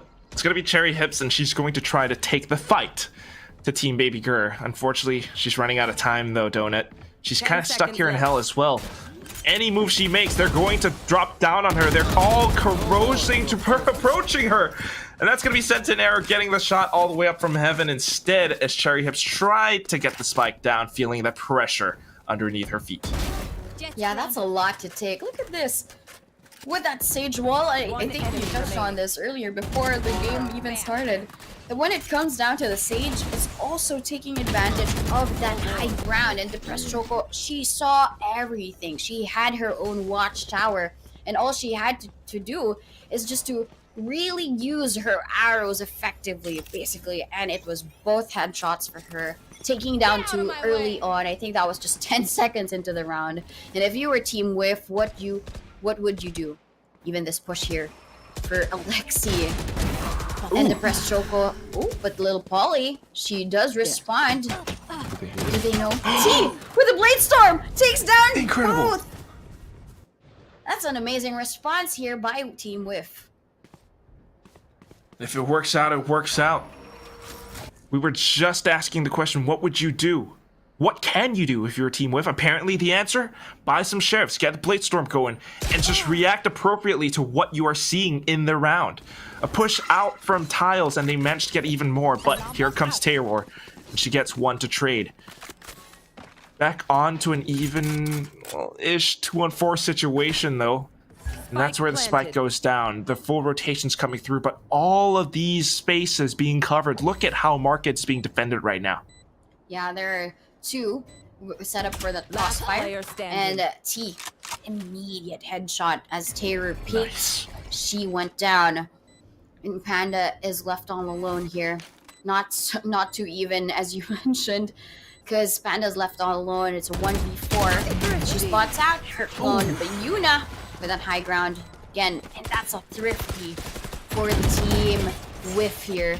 They're slowly making their way back in towards how they would respond against BABYGRR's aggression, and the answer is just play it slow. Let them push out. And let's cover all of these angles that normally Alexi would take together with the Depressed Choco. And the moment that they knew the Terror was there towards the A site, they heard all of these gadgets, right? So they knew that B was unmanned at all by Terror. So they just waltzed in. They just walked in towards the site. It was an easy plant for them. This time, though, I'm sure that BABYGRR would have a good response here, but Yuna taking down Terror, trying to push out. I thought it was gonna be Alexi, but it was Terror. Well, both are really strong players from the Filipino side, but here comes a bit of a flag too as Yuna, who was lurking. Unfortunately, her footsteps were heard by Alexi. Oh no, 2-on-4 now. Well, 3-on-4, sent an arrow all the way from heaven. Gets spotted out. Here comes Alexi. Let's see if she can actually take on all of these players, all of these duels. Gets the first one, has the Empress, tops herself back all the way up, but the Nanoswarm burns her down. Depressed Choco wants to pick up the Vandal. She might even go in for a bit of a res, but at this point it'll be too risky. She pushes forward, and that's where she no longer has any obstacle to play with. Leaves herself exposed and Polly shutting her down. Yeah, that was a great play here for the attacking team. They wanted to make sure if Panda is the single player here towards A, then let's just overwhelm them. Let's all just walk in towards the site, ensure that all of the heaven part is covered, and we'll just do a quick plant, and they'll never know what this is going here. And at the same time, if Terror did get punished there for pushing out, then they have all of the means to push forward. That wall is amazing by Depressed Choco. It gives them a lot of time to regain that composure here as WHIFF actually just wants to throw in everything else. Wow. There's a lot of utility, but Alexi doesn't need anything else but the Sheriff. Unbelievable. Alexi and Depressed Choco, they get two, but little Polly, the answer back. Terror has a great angle here, a headshot angle, takes down Fake. And now she's just tossing powder into the wind, continuing to pop off with that arcane sheriff. Polly, though, she has an Empress of her own. She's not going to take this down lying. She wants this round win. She wants to make it an even 5-5. Spots the head, knows where one player is, swaps over to the left side, but still able to do a little bit more damage. Her teammate coming in to help. Yuna, the only one left now. Only one able to do anything, but she is so low. Taps it, tries to bait the pakes, tries to bait the pushes, and she managed to get Taylor down. One bullet's gonna do the trick, and it's going to be the headshot for the triple kill. This is so good. 5-5. They make it even. Yuna is so good now that she's taking on this Astra role. She's been very careful, and when it comes down to the movement, right, she knows when and where to peek. It's just that Taylor did reload. She heard everything, and that's when she knew that this is my opportunity to strike. And there might be another person here. Wherever she is, I can take on this duel, and it's an immediate headshot for Yuna. She's really been forming and morphing now as a powerhouse for Team WHIFF, together with Polly, of course, but I'd love to see more of these plays from her as the Astra, not so reserved, but really more methodic when it comes to these clutches and these plays. Little Polly, she's gonna get taken down here by Terror in this B site. They're making a mark, ensuring, but T was there. T just walked in. Nobody knew. They kind of clashed and bumped into each other. That said, all these plays just coming out as the result of immaculate game sense from both sides. Now, so quick onto the site. The spike has been planted, but Alexi tried to take them all out. She goes back in just to clear out B main, but here comes Yuna. You were just talking about her, and she is still alive. She's still online, and her teammate comes in from behind. What a great play! Last And round now, in the half. Team WHIFF, they have the lead. They are 6-5. With how careful they were playing, right? Taylor did get the first one, but I think we really have to give this round to T, because that amount of courage for her to push out, ensuring that she just walks by the side of the wall, and when there would be a person that would walk out, she would get the kill. Because if you were behind that wall, right, you wouldn't really look towards the left. You would want to look and fix your eyes towards where the players would actually just walk through, and that's going to be lane or even switch. So T there, stealth mode as she was able to get down 2. Yeah. No Polly. No more of that wall play depressed Choco, because you've been spotted out. 30 is enough to get herself healed at 100. Yeah, Find you. the selflessness is also seen. Bring them down. Well, the main thing is that she stays alive, because this is the last round of the first half, and she does have her res available, so she's going to want to make use of that thing. I'm more curious about how Team WHIFF is actually approaching this. What's interesting is that T is actually somewhat lurking towards mid. Meanwhile, the rest of the squad actually already pushing in. One of them through Garden, but that's Polly getting taken down. Nebula blocking it up, and T approaching in through, trying to take her teammate's spot. Instead, gets fragged out. How do they approach this now? They just don't have the numbers. Yeah, they don't have the numbers, and it was smart for Taylor to just pull back a little bit on that lockdown.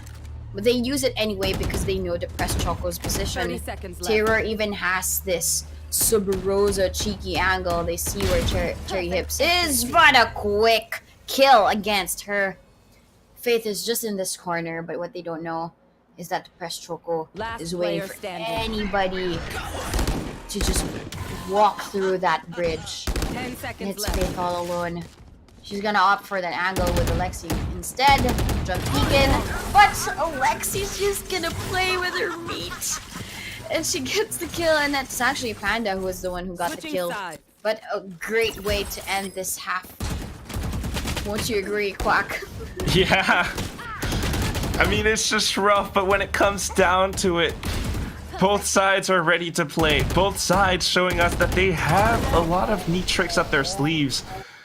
But still, the firepower from this side of Team BABYGRR, when they really want to, when they are trying to play a more controlled style, and they just rely on the Nebulas playing tactically sound, it all frags out. It all works out. You've got Alexi who gets the final one, And you've got all that stalling potential along with it as well. Everyone is just kind of seemingly able to work off each other. If Alexi's pushing, Panda's there to support. If Holy's pushing somewhere, Yuna's there to support as well. Yeah, and I love the support that these ladies are able to give to their captains, right? And take note that these players, they've only played with, of course, apart from the practices that they've done, they've only played with this specific member or each other for just 2 days. Today is the second day, but it seems as if that support is always there for Alexi. Support is always there for Lil Polly as the Reina, right? And Yuna is clutching out. And these are things we love to see in a show match. It's not just about these flashy plays, but also the teamwork forming as we go through the whole process of this round robin. I mean, that's really what this game is all about. You can't do everything by yourself. And it's really fun to see how some of these girls, some of these players, they just find that chemistry through playing the game. And that's what it's all about. It's the game. The way that they're able to read each other, play off of each other. If someone's got a star placed, I could probably make use of that. If there's a recon, I'm going to play off of that information. I can peek off of you, we can trade, and that's how a lot of these rounds are lost and won. And I think at this point, like, comparing the games in the previous map in Haven, right, we're seeing a little bit of equal response system. So whenever BABYGRR would have aggression, Team WHIFF would either close in where the entry points are, just to make sure that BABYGRR and that aggression is controlled. And at the same time, during WHIFF's attacking rounds, you would really see that the information is relayed. The moment that Terror got a kill there towards A, they knew immediately that B was empty. B was unmanned, basically. So they just got right in towards the site. You can see that the information is free-flowing within both of these teams. Free-flowing and just really being able to make use of what they have. But sometimes also taking the courage to peek out. And that's something that I'm very curious about, how Team WHIFF are actually going to approach this. Donut, we did see that BABYGRR were playing to their true style. Alexi just always pushing out of A main, B main, what have you. Sometimes even all the way out of mid and onto its catwalk, where it really kind of suffocated Team WHIFF. At times they were just trapped inside of their spawns, trapped inside of A or B main, and they couldn't make a single move. Will Team WHIFF actually do something similar, do you think? Because I kind of want to see that, but I'm not sure if they have the confidence to pull that off. Well, now that BABYGRR is the one on attack, I think they have more of that power to really close in on Team WHIFF. If they were able to do that during their defensive rounds, then keeping them away from their own sites is something that we all know Alexi is able to do. And given Panda's aim, I think we saw that earlier in the map of Haven. I think what they're able to do is just probably identify where Team WHIFF are first and then take action. But we'll never know, right? Given Alexi's style of playing, she is really very aggressive. She doesn't think twice about her aggression, because if she thinks twice, she feels that of course there would be doubt now in her mind. So I can really see that probably BABYGRR is the one to set the pace during the attack. And Team WHIFF, their role now is to ensure that they control that aggression with everything that they've got. They do have the Fade under Cherry Hips and Faith as well as the Killjoy. So if all of their utility are timed properly and are placed where they would feel that SMG would be pushing forward, then I think they do have a shot. But Team WHIFF, they have the opportunity to aggress as well, especially with Yuna popping off, right? Getting the ace earlier. Yeah. Yeah, I could really see that happening as the Astra. Now she's even more empowered during the second half. Like Alexi getting an ace, sure, it's amazing, it's great, and then I'm totally just happy to watch it. But Yuna getting an ace, that is incredibly impressive as well, and the way that she actually earned that through smart placements of utility, smart placements of her ultimate as well. I think you have a really good point though, Donut, speaking to how Alexi plays, because I just want to point out real quick before the round starts that there is a tweet made that when I asked Hey Roar, what happened, where's your ace? Apparently it was team captain said go press W and I died, bro. So it's Alexi's fault. So that's where it will all be, right? I mean, these online banters from the team, from the players themselves. It's also entertaining to watch. It's just outside of the game. You could see that. But Yuna being able to get the kill, but Panda and the Press Choco, they respond. They do a quick ace split. They make sure they cover every single way in. And Cherry Hips managed to get that ghost. But Faith is very low. Not too sure if they're able to take this in, except if Cherry Hips can manage a clutch here. I don't know how it's gonna work out though. It's gonna be a little bit tough, and unfortunately that oh wait, okay, a little bit of movement, and it actually does spot out some players, but she's still working relatively alone on this one as Faith just drops to Alexi's Sheriff. She does get one headshot. She's trying to keep them down before the spike goes off, but Panda goes in for the swing. And that's just going to be the round over. Centenaro actually surviving as well, just by the skin of her teeth. And we move forward onto the second half with a pistol to BABYGRR. Yeah, I mean, that was great. I think Centenario, she already accepted that she would go down with does the look like spike. that. Yeah, but what's great about that is the time saved her. She's now able to carry on with that Sheriff. She'll pass that on or either use this for this round. But I think that's the great part about BABYGRR's attack rounds. They would usually do a split. And now Alexi is here by mid, and Faith and as well as Yuna are the ones to greet them here towards mid. But Alexi and Taver, Oh my. the duo, they're the ones waiting for the smoke to disappear, and That is then the drone will figure out where they are.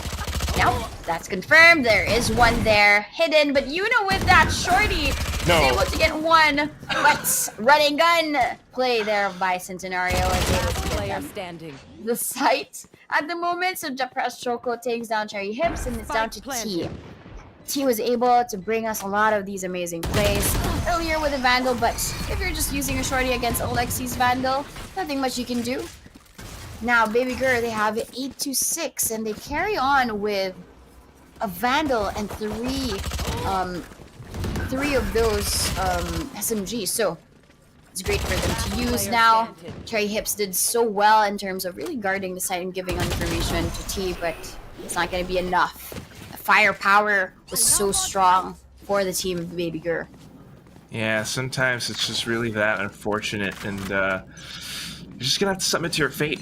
But if you're the kind that doesn't like to submit to your fate, you want to fight back, and that's just gonna be Team WHIFF this time around, with all the firepower available to them, trying to play around this site. They know that BABYGRR is just gonna rush all the way in, so they're gonna play for 3 takes instead. The entire team is here, and they are ready to pop off, but given how the positions have been made, I don't think they are going to be able to stop the spike plan. Yeah, there's no stopping this, but what they're going to be doing is prepare themselves for the early retake, right? A couple of seconds in as the spike has been planted.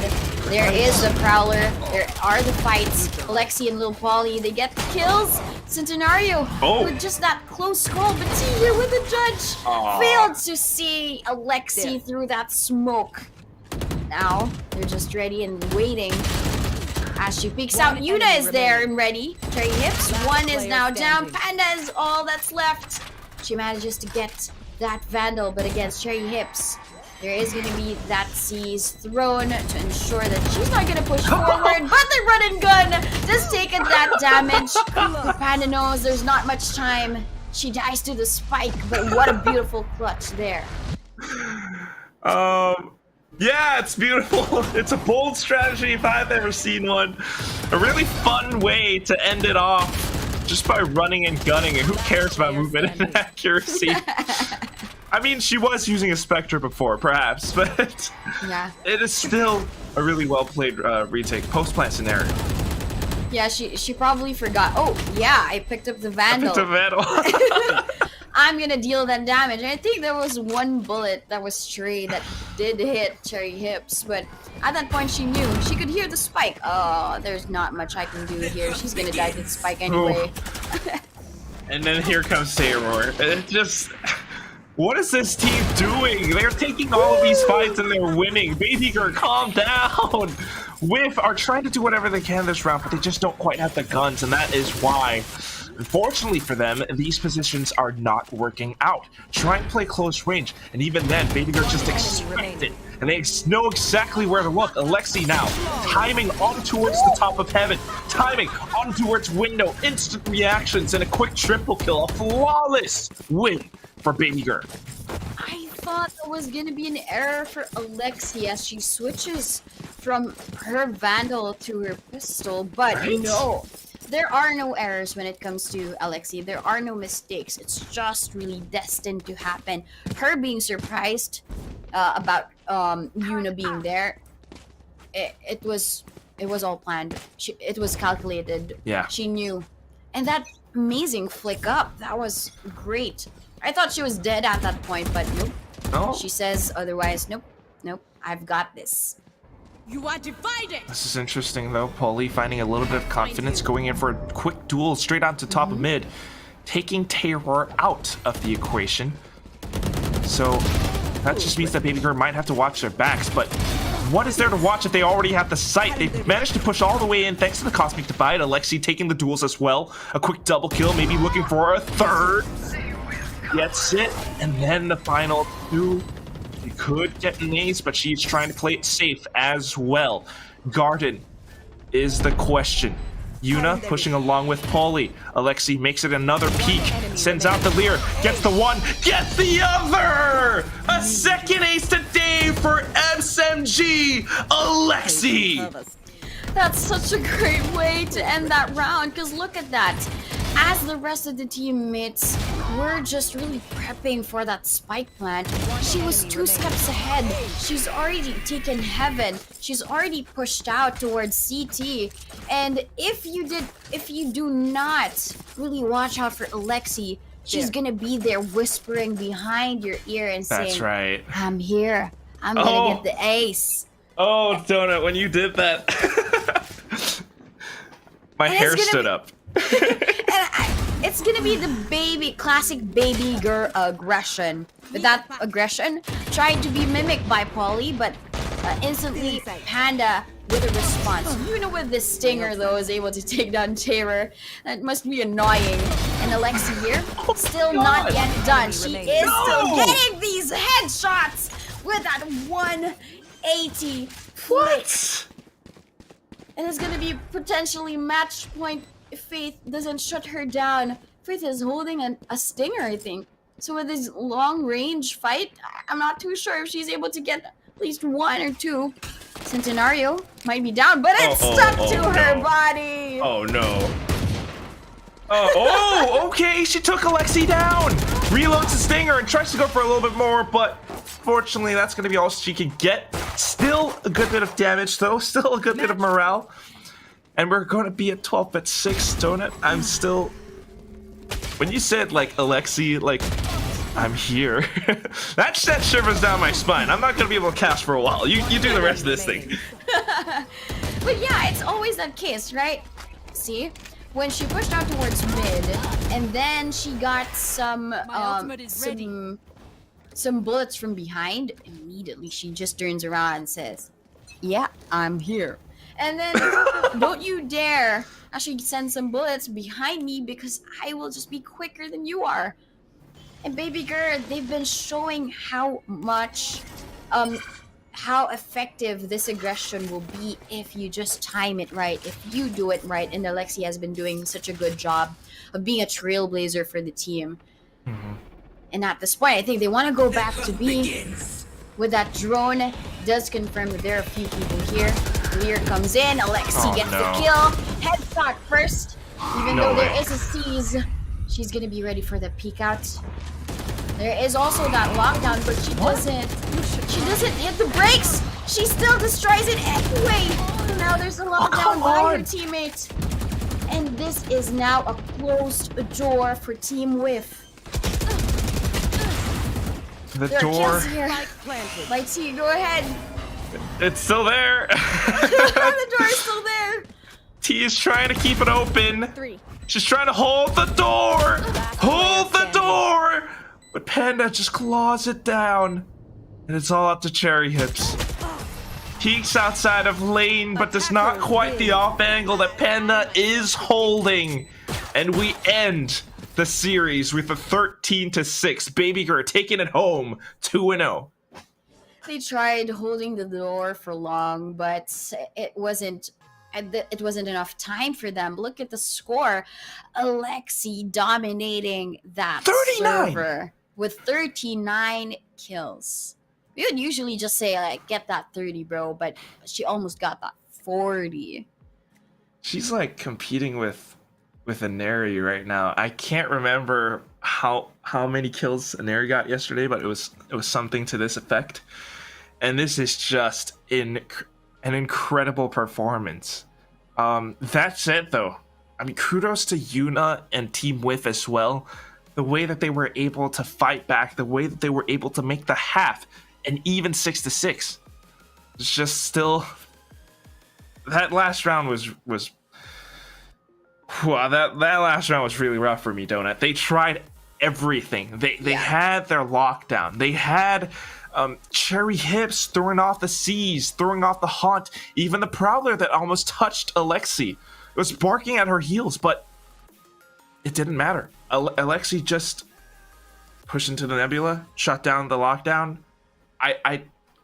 How? When you're just that mechanically sound, is that what it takes? Is that all it takes?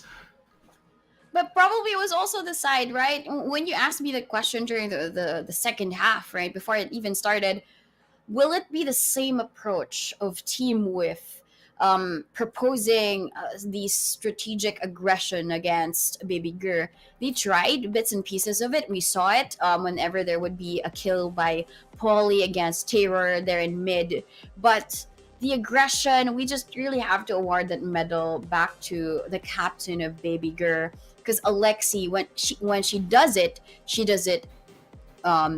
in perfect timing. She does it so right. She also has that awareness against with her teammates where they currently are, so that when and where she is needed, she is actually there. And I think when it comes down to the sides, right, what I've noticed for BABYGRR is whenever they would be in this attacking side, that's where they shine. The defense, yes, they got 6-6, but when the attacking happened for them, it was just a straight sweep. Yeah, it's clear as day. Some honorable mentions, though. I mean, they're around with the Thrifty from Team WHIFF and also Eunice Ace with the Cosmic Divide. Really love that. But that is said, we end this series. We're going to be moving forward into the next one. Peek Me Bro versus Oh Really. After this break, don't go away, guys. We will be right back.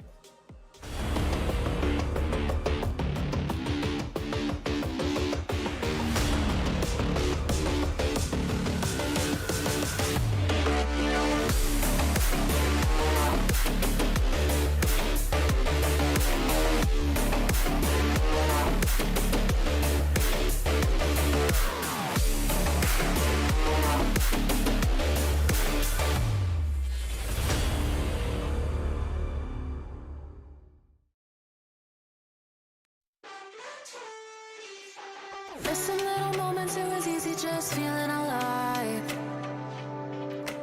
2 a.m. wide awake, talking like we had the whole night.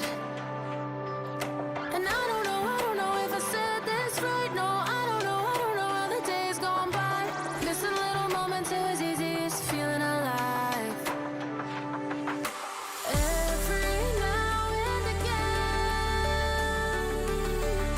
I trace my steps back to then.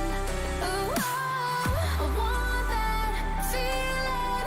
It's all that I needed to move on, to feel it. It's all that I needed.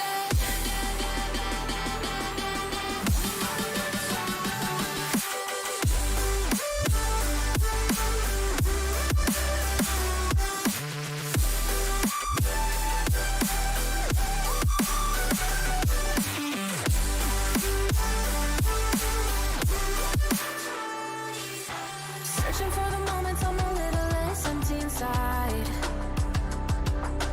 Fewer late nights 'cause nobody seems to make the time. And I don't know how to do this right. No, I don't know how the years gone by. Searching for the moments I'm a little less 25. Every now and again, I trace my steps back to then. Oh, I want that feeling. It's all that I needed to move on, to feel it. It's all that I needed.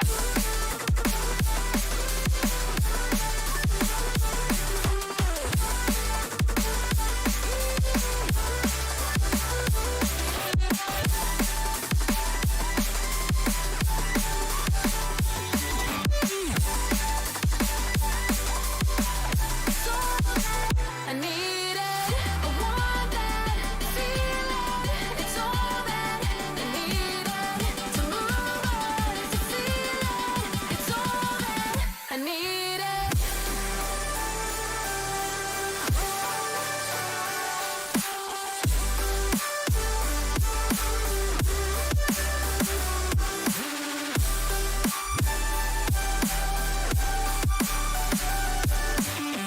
To move on, to feel it. It's all that I needed. How the years go by, searching for the moments I'm a little less 25, a little less 25, a little less, searching for the moments I'm a little less 20, a little less 25.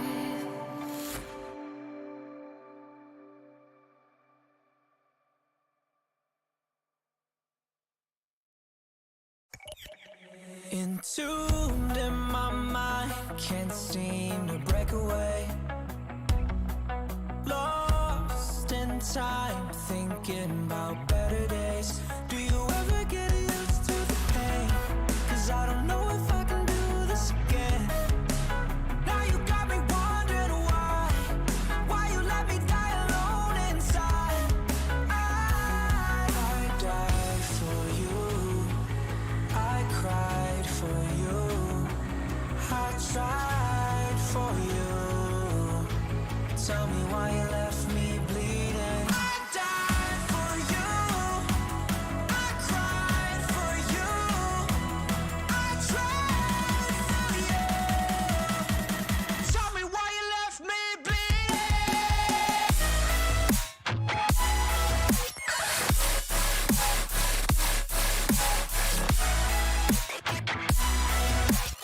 Tell me why you left me bleeding.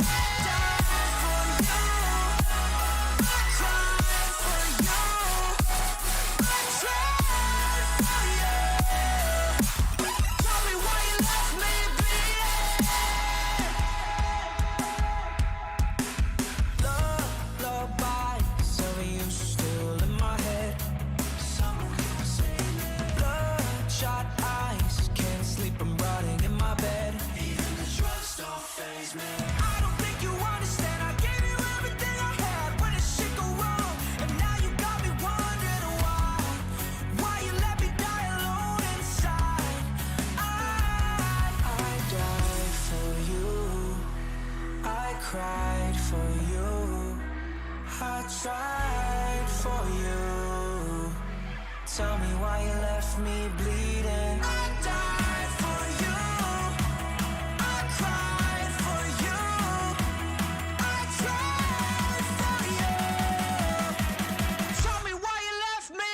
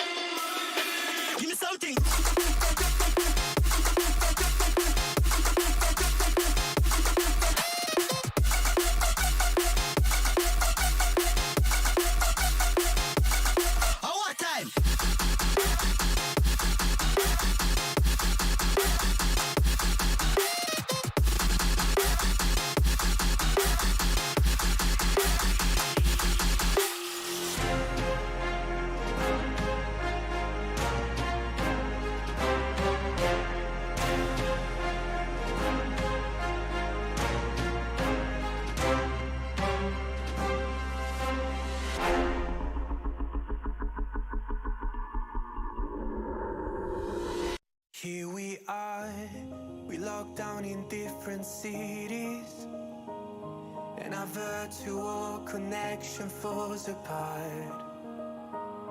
Guess it's been too many years since California. Now the memories of us is all I have. See, one day I'm gonna reach ya, take a plane for many miles. We pretend that time didn't pass us by when we're on Mulholland Drive. I know it won't be long before dawn, gotta be patient for a while. Someday we'll look at stars in this same sky, when I'm on the other side.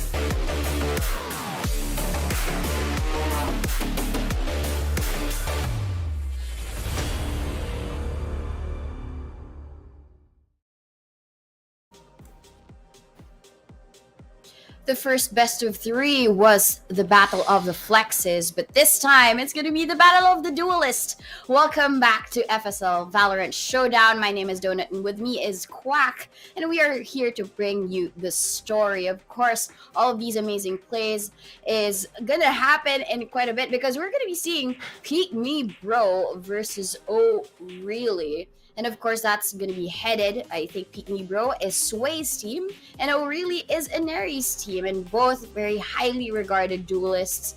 2 different playstyles, but we'll see if their same playstyle in 2022 will be seen here in this best of 3. I mean, again, it's just really fun names, first of all.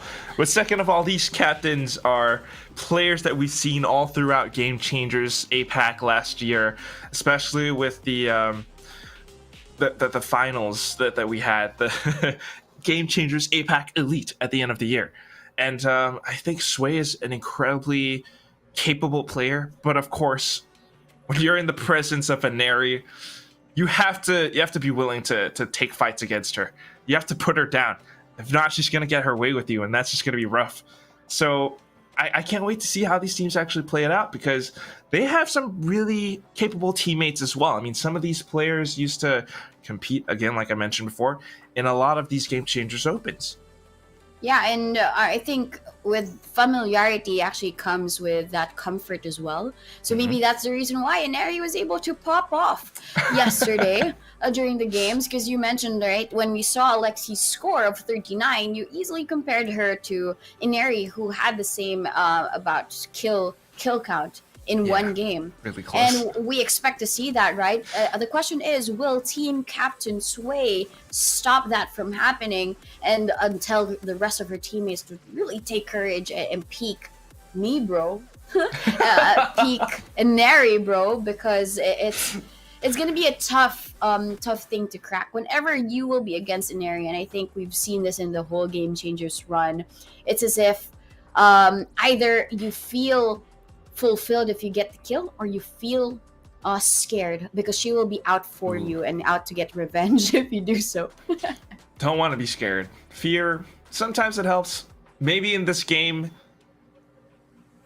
not the best. Sometimes it's okay, sometimes it's not great. But here's the thing about Sway and her team is really that Sway is one of those really serious players who really tries her hardest when it comes to training and practice and everything. I know that last year, one of the interesting tidbits that we got is that she kind of trains her arm, her hand, her wrist or something with like a grip trainer, that kind of thing. And it really helps her out. And she was one of those duelists that would always take fights. And when she wins them, it's going to be a really decisive win. I just don't know if that's going to happen today, of course, against Inari. But talking about her teammates, we've got some familiar faces, in fact. I mean, Nicole G, I believe is one of them, and Sherzinga as well, who is currently playing under Calais Esports, which is like a Singaporean / Malaysian organization. Yeah, I mean, we also have to see, right? I think I dropped by the stream yesterday and I saw that Nicole G, even as an initiator, knowing that her background was really a duelist main, she used to be a very proficient jet for the team, but she's now flexing sometimes. But her as the Sova yesterday, she was in these aggressive points within the map wherein you wouldn't really expect a Sova to be there. But at least, right, if you already have that position, if you have a forward position, it's going to be easier to throw in your recon balls, your shock balls, right? You don't really have to think about those lineups anymore over the map, but instead you just really direct them onto your opponents, the ones that you face head to head. So I guess we're seeing that like that team synergy, the team effort, similar to how we've seen Team WHIFF, right? I'm not too sure if it's going to be a battle of the duelists per se, or will the teamwork actually flourish in terms of our story as we're going to be seeing the maps now. But I guess our wishes weren't really answered by the genie, but by the map genie, because we're going to be seeing Ascent again, Haven again, but map 3 is going to be Icebox. Yeah, that's the one that was kind of answered, but that's only if we actually get third map. So maybe, just maybe, these two teams will give us that third map and we'll have a performance then. But for now, we're going to go with the same maps, just a slightly different order. Again, earlier on, we saw Haven Ascent. Now it's going to be Ascent Haven. And I do feel like it's going to be that same sort of story, that same style of both teams just clashing, and one perhaps performing a bit more mechanically sound than the other, because Inari, my god, again, yesterday when she was playing Reina, it's a sight to behold. Yeah, I mean, whenever Inari is going to be in a server, all eyes would be on her, right? But we also have to consider, right, when it comes to team plays and playing with fresh eyes, right? With if you're in a showdown and you're going to be playing with ladies with different types of play styles, I feel like Sway can have her own way with motivating the team members, because I think in the previous interviews that we've had with her, right, the things that we've seen, she does check in with her own self and her mental, and I guess that's a good way to start when you want to try and motivate your team members. Yeah, she might not be able to adjust the same way as Polly would for her team members, because of her main role. She is her pick rate for the Neon is very, very high. So I'm gonna see that, of course, there might not be that much adjustment for Sway in terms of her agent selection, but the adjustment for motivation and keeping the morale up high is there for the team of Peak Me Bro. And that is a really big part to play as well. I mean, at the end of the day, we could be talking about mechanics, techniques, skills, abilities, utility usage. It still is a mental game. You need that never say die attitude, even when your back's against the wall. And that's why a 9-3 curse is a thing. Comebacks, you have to believe in them. And Sway is one of those players that truly will never surrender. And when you have something like that in play, I mean, Inari, I don't know, maybe she's got to watch her back. That said, though, I don't really know if Sway's going to go with the Neon. I would love it if she did, but just based on how she was playing yesterday, it seemed that her team went for that double duelist instead. So I'm really curious to see if that's what they're going to do today as well. Nicole G with Sway as Reina and Nicole G back on her jet. That was something that worked out for a while as well. But you know what? I think we're suffering from some technical issues perhaps here and there, getting the players into the lobby. So we're going to go for a break in a while, and then everything will start again. I'm just going to be spamming that cash restart button. So don't go away, guys. I'm just going to... It's... Okay, wait, that looks really wrong. We'll be right back after this.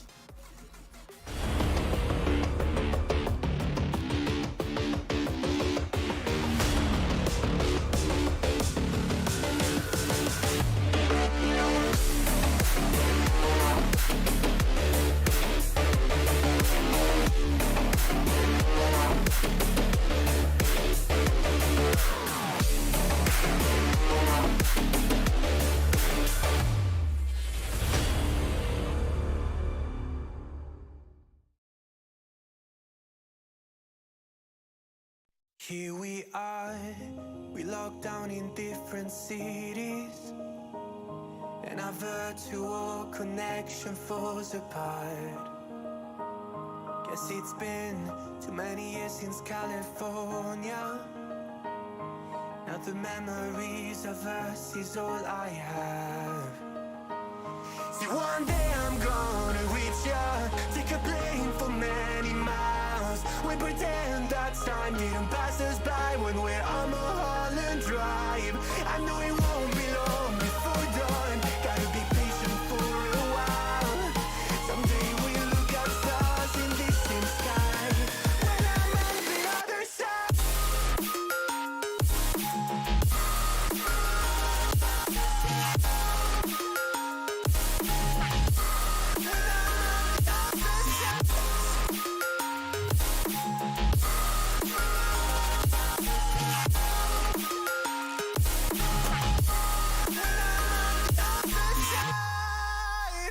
Take me back to the life that we once knew, when the walls weren't closing in like they are now. Cause it's been too many years since California. I wish I could get there, I don't know how. See, one day I'm gonna reach ya, take a plane for many miles. We pretend that time didn't pass us by when we're on Mulholland Drive. I know it won't be long before dawn, gotta be patient for a while. Someday we'll look at stars in the same sky, when I'm on the other side.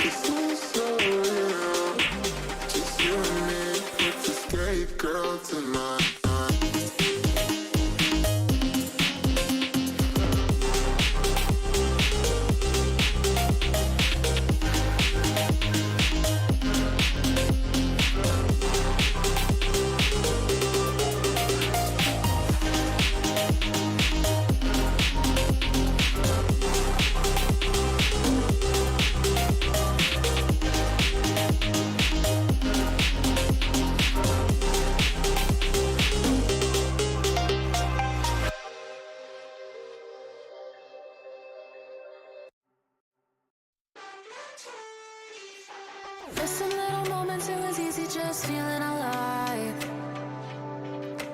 2 a.m. wide awake, talking like we had the whole night. And I don't know if I said this right. No, I don't know how the days gone by. Missing little moments, it was easy just feeling alive.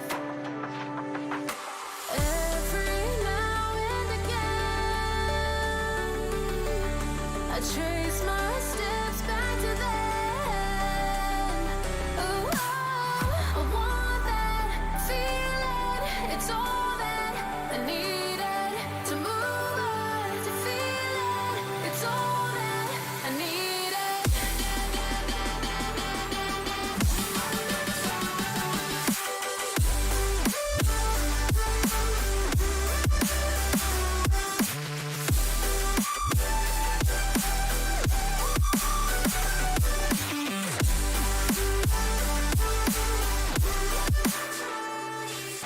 Searching for the moments I'm a little less empty inside.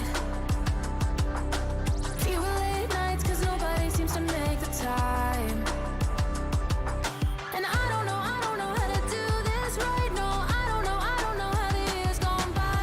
Searching for the moments I'm a little less 25. Every now and again, I trace my steps back to then. Oh, I want that feeling. It's all that I needed to move on, to feel it. It's all that I needed.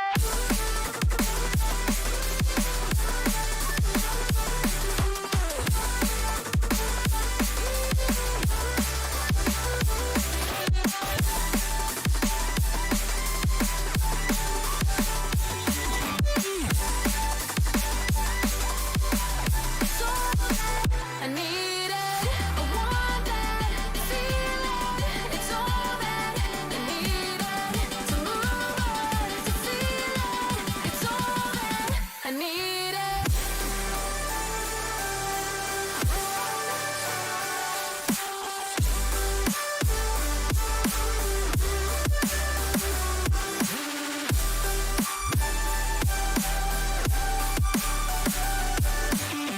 To move on, to feel it.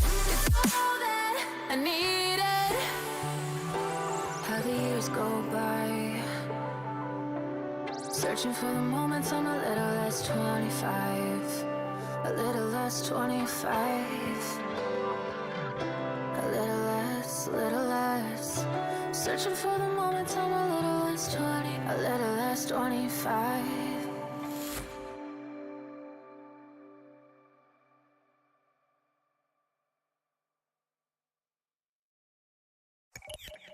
Entombed in my mind, can't seem to break away. Lost in time, thinking about better days. Do you ever get used to the pain? 'Cause I don't know if I can do this again. Now you got me wondering why you let me die alone inside. I died for you, I cried for you, I tried for you. Tell me why you left me bleeding. I died for you,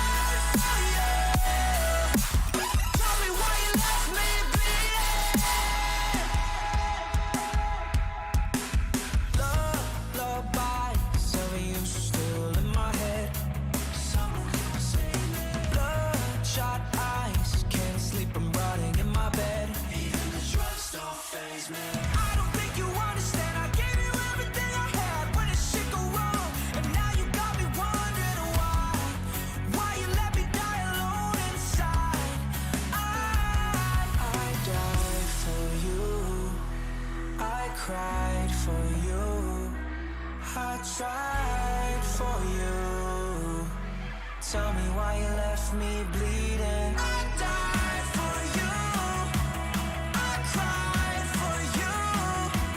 I tried for you.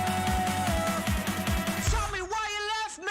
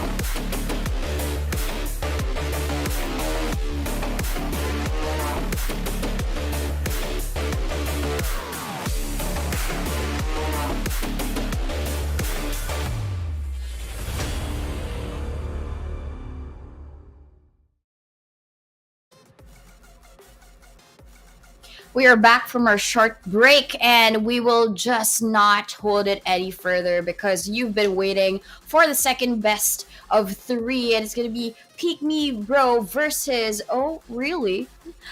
For this Valorant FSL Showdown. We're going to be seeing two amazing captains, both duelists. One would be, of course, Sway, who is very, very nurturing in nature.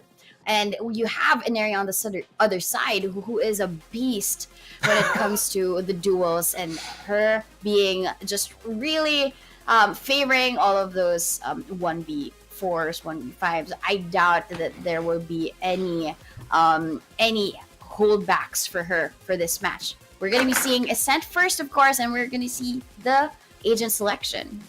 I couldn't have said it better myself, don't it? She has that killer instinct. She is just a beast, a demon, a Reyna demon. So I guess that's what she's going with, already locking that in. And this is a really similar agent composition to what we saw yesterday, with maybe the exception of Kiki actually going on the Raze. And if I'm not wrong, actually, Kiki is Scherzinga's ex-teammate. They used to play together on a team called Wildfire Sphinx. WFX. So that's another fun little tidbit. That's cute. They're going against each other here. A different role though. Scherzinga, she's gonna be selecting the Omen for now. So for Ascent, remember we talked about the universal aspect of the smokes, but probably they do have a plan with all of the paranoia, especially that Sway is involved. Nicole G also has a Leer to use. So the double duel is set up for Peek Me Bro. This is standard for Nicole G and Sway. So I'm looking to see how they will be able to control an area on the other side as the Reyna. You said she's a beast. She's a Reyna monster in a server.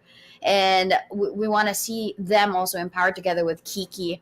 And looking at O'Reilly's roster, it's giving me the OG 2020 vibe, right? When we saw Killjoy at first with the Sova and Omen, it's giving me this 2021 standard selection in Ascent.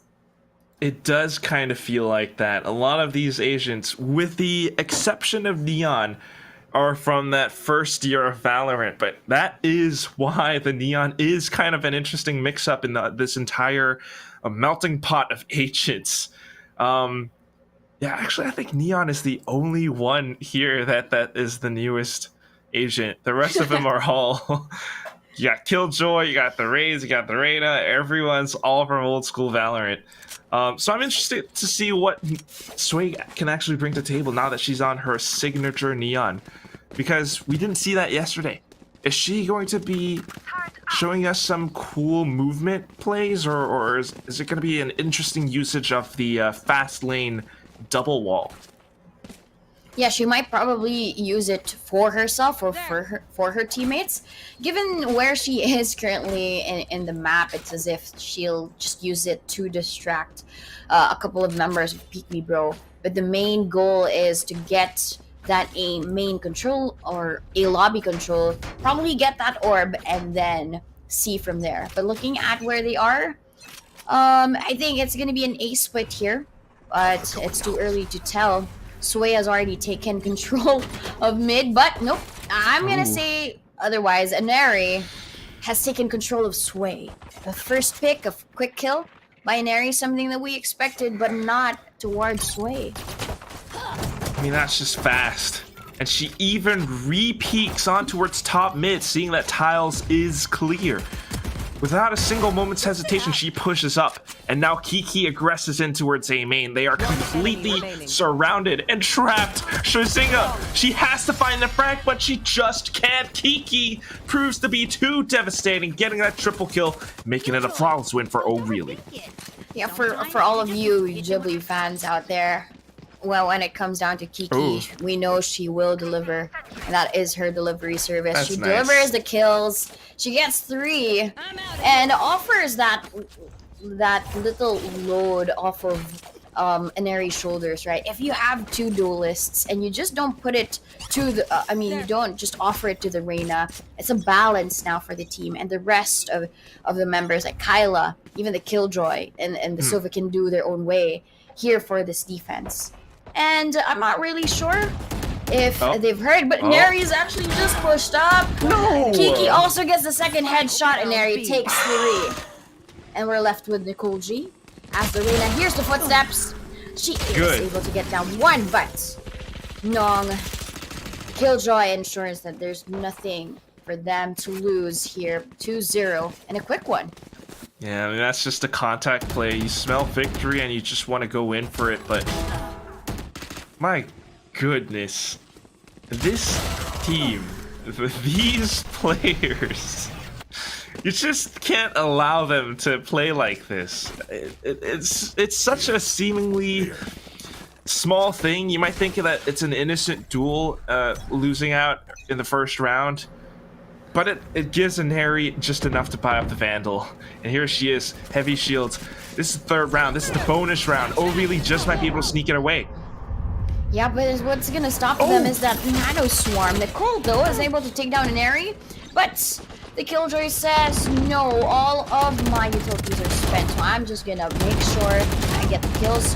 But with the spray, bullets aren't enough. James Lim gets her down. It's gonna be Kyla together with Kiki. Nicole spots her out. Killed, though. Nicole is able to overheal and even gets the 4th one. Nicole G says, you're not the only Reyna in the server. I can get the kills too. And that's very interesting as well, because she would normally be on a jet, this time flexing over to another duelist. Just having the sound mechanics allows her to pick up on this quick quadra. And also just a smart play coming in from Team Peek Me Bro. As they approached the B site, the way that they found that entry, the way that they pushed all the way in, taking an area out pretty early. Let's see if they can replicate that success. I think they've learned from their lesson. Neri actually peeked out. She is very low, 45 HP, but even if she's been thrown a lot, she just repositions. She just moves a little bit towards the left, but that reposition isn't really a sign of fear. It's more of a sign of smarts for her. But all of that thrown, they all rotate towards mid. And it's gonna be Kyla to spot them out first. Nicole G throws in the Lear. But they're waiting. That drone is gonna catch her though. Spike down. A kill for Kyla. That's what's great about this, but Nong isn't able to get another one. Jaima shuts her down. I think it's... Haha, but they expected it, and that's the main thing. We're down to 2 players on the side of Oh Really. And a quick adaptation back, doubling down in towards the B site. Even sending out the relay boat just to deny that area. Kyla could not peek out in an instant. Now she does, and she does find Jameis, but Strazinga's gonna get that trade. 2-on-2, and it was a nice attempt for Oh Really to actually deny this push, but Spike down. Team Peek Me Bro just had the right plays. Yeah, I mean, at this point, I thought it was going to be a round going over to O'Reilly because of, number one, the advantage of numbers, and then second would be their positions. But at that point, right, Peek Me Bro is able to recover just by also maintaining those positions and ensuring that they have the right information. Once an area was down, it's as if it was also falling down in front of them like Jenga, like here. Yeah. Zinga is now looking at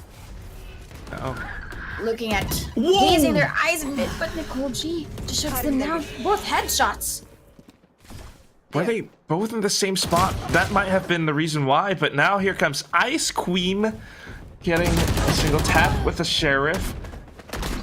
My god, though, Peek Me Bro, just again, quick decisions. They immediately make the call to move over onto the A site instead, all the way through Garden. Now they'll be able to get the spike plant. It's 2 against 4. Kyla with the Sheriff just spots out a little Last of player that standing. pigtail from Neon, but it's left to her. Sway is ready. She's glowing, but she still gets the kill.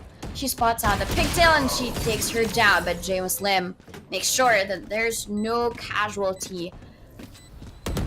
But now Peek Me Bro has 3 from a 2-0 earlier on. They recover after they get their buys, and they're ensuring that they punish the economy of O'Reilly here.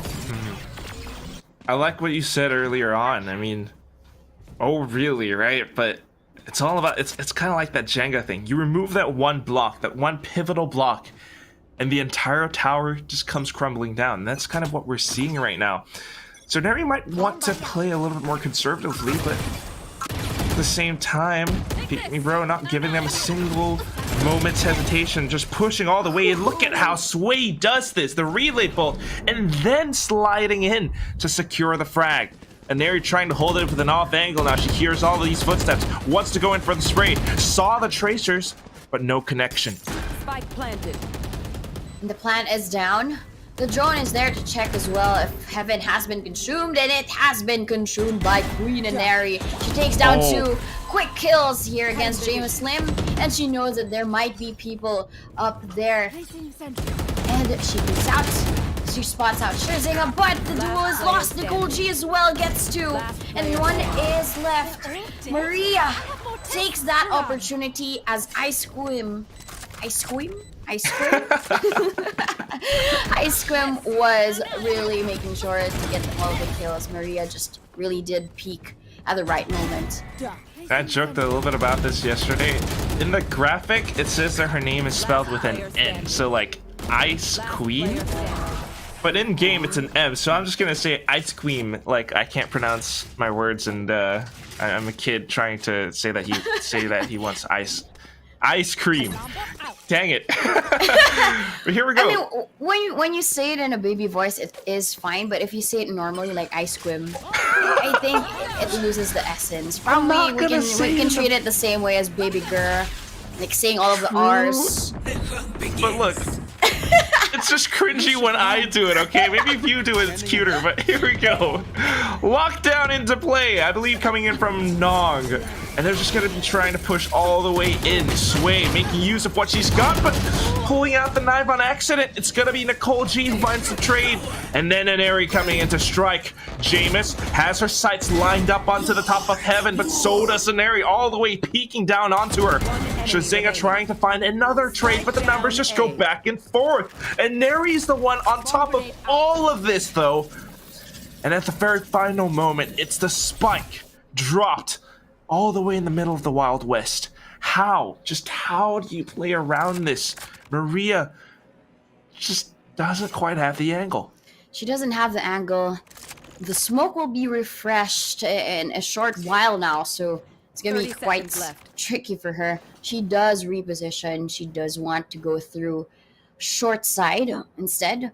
And if she is able to isolate these duels, get the Omen first and then respond against the Reyna. But Kyla saw the bonnet. Maria was also looking at the wrong direction, so a thrifty round for Team OU. Great read this is just how it goes sometimes. Even better yet, the fact that it was kind of a thrifty win for Team O'Reilly. The numbers are going in even closer now. And this game is just heating up. Sway pulling out the big guns. That's the big gun. And also when you look at the scoreboard, Inari and Nicole G, they have even score lines, 10 for each of the Reynas. Big guns, they deliver. Nong is down, no more Killjoy. So all of those scattered in the A side is gonna be senseless. But Inari and Kiki, 2 quick kills there by mid. You can see all of the X marks. They had 1 angle to cover, and both of the angles delivered. Nicole G is able to get Ice Cream, but behind her, not necessarily the same case as that 180-degree turn. Maria does get a kill. Where was that It's a kill Omen? with a turret. I'm not entirely sure. I think it went One enemy outside of Catwalk. Oh, yeah. Scherzinga might have been pushing out, but... Oh, no, not Scherzinga, excuse me. But this is what happens now, and we're trading the numbers back down to it. Jameis Lim is the only one left. X marks the spot. X marks all the bodies scattered across the middle courtyard. Yeah, and you could really see here that in terms of aggression, it's answered because no X's on site. It's before they actually get to the site where they die, but in response, it's actually a 2v1. Now, James Lim does know that Kiki is there, but she does survive now just to try and plant down the spike. But Inari is gonna use the leer, jumps out of it, but ensures that she gets the kill as Jameis fixes her eyes on that leer. Probably a little bit of hypnosis there for Jameis. Yeah. As she looks up. And I want to see Sway again with that operator. She gets the first quick kill, but doesn't deliver the second though. She could do it again, probably. Sway has what it takes, but you are absolutely right, Jonah. Look at this. Look at this replay. That is hypnosis. I am hypnotized. She sends out the leer, goes in for a B-hop. I think she threw it out in mid-air, and then just hops over, sends out another leer. You have no idea how to respond to that. This is just masterful Reyna gameplay.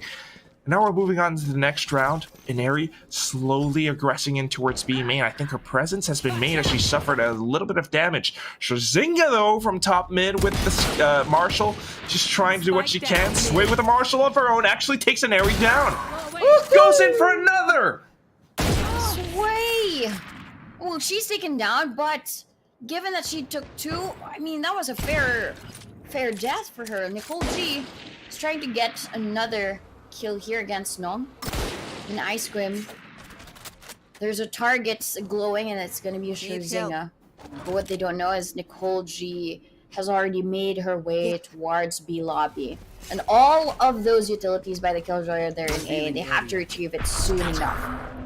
Nicole G is gonna plant down Spike. There's also the From the Shadows from Scherzinga. So that's gonna make them be more confident when it comes to this post-plant. There's also a Hunter's Fury available for Pygmy Bro, so post-plant wise, they're already covered.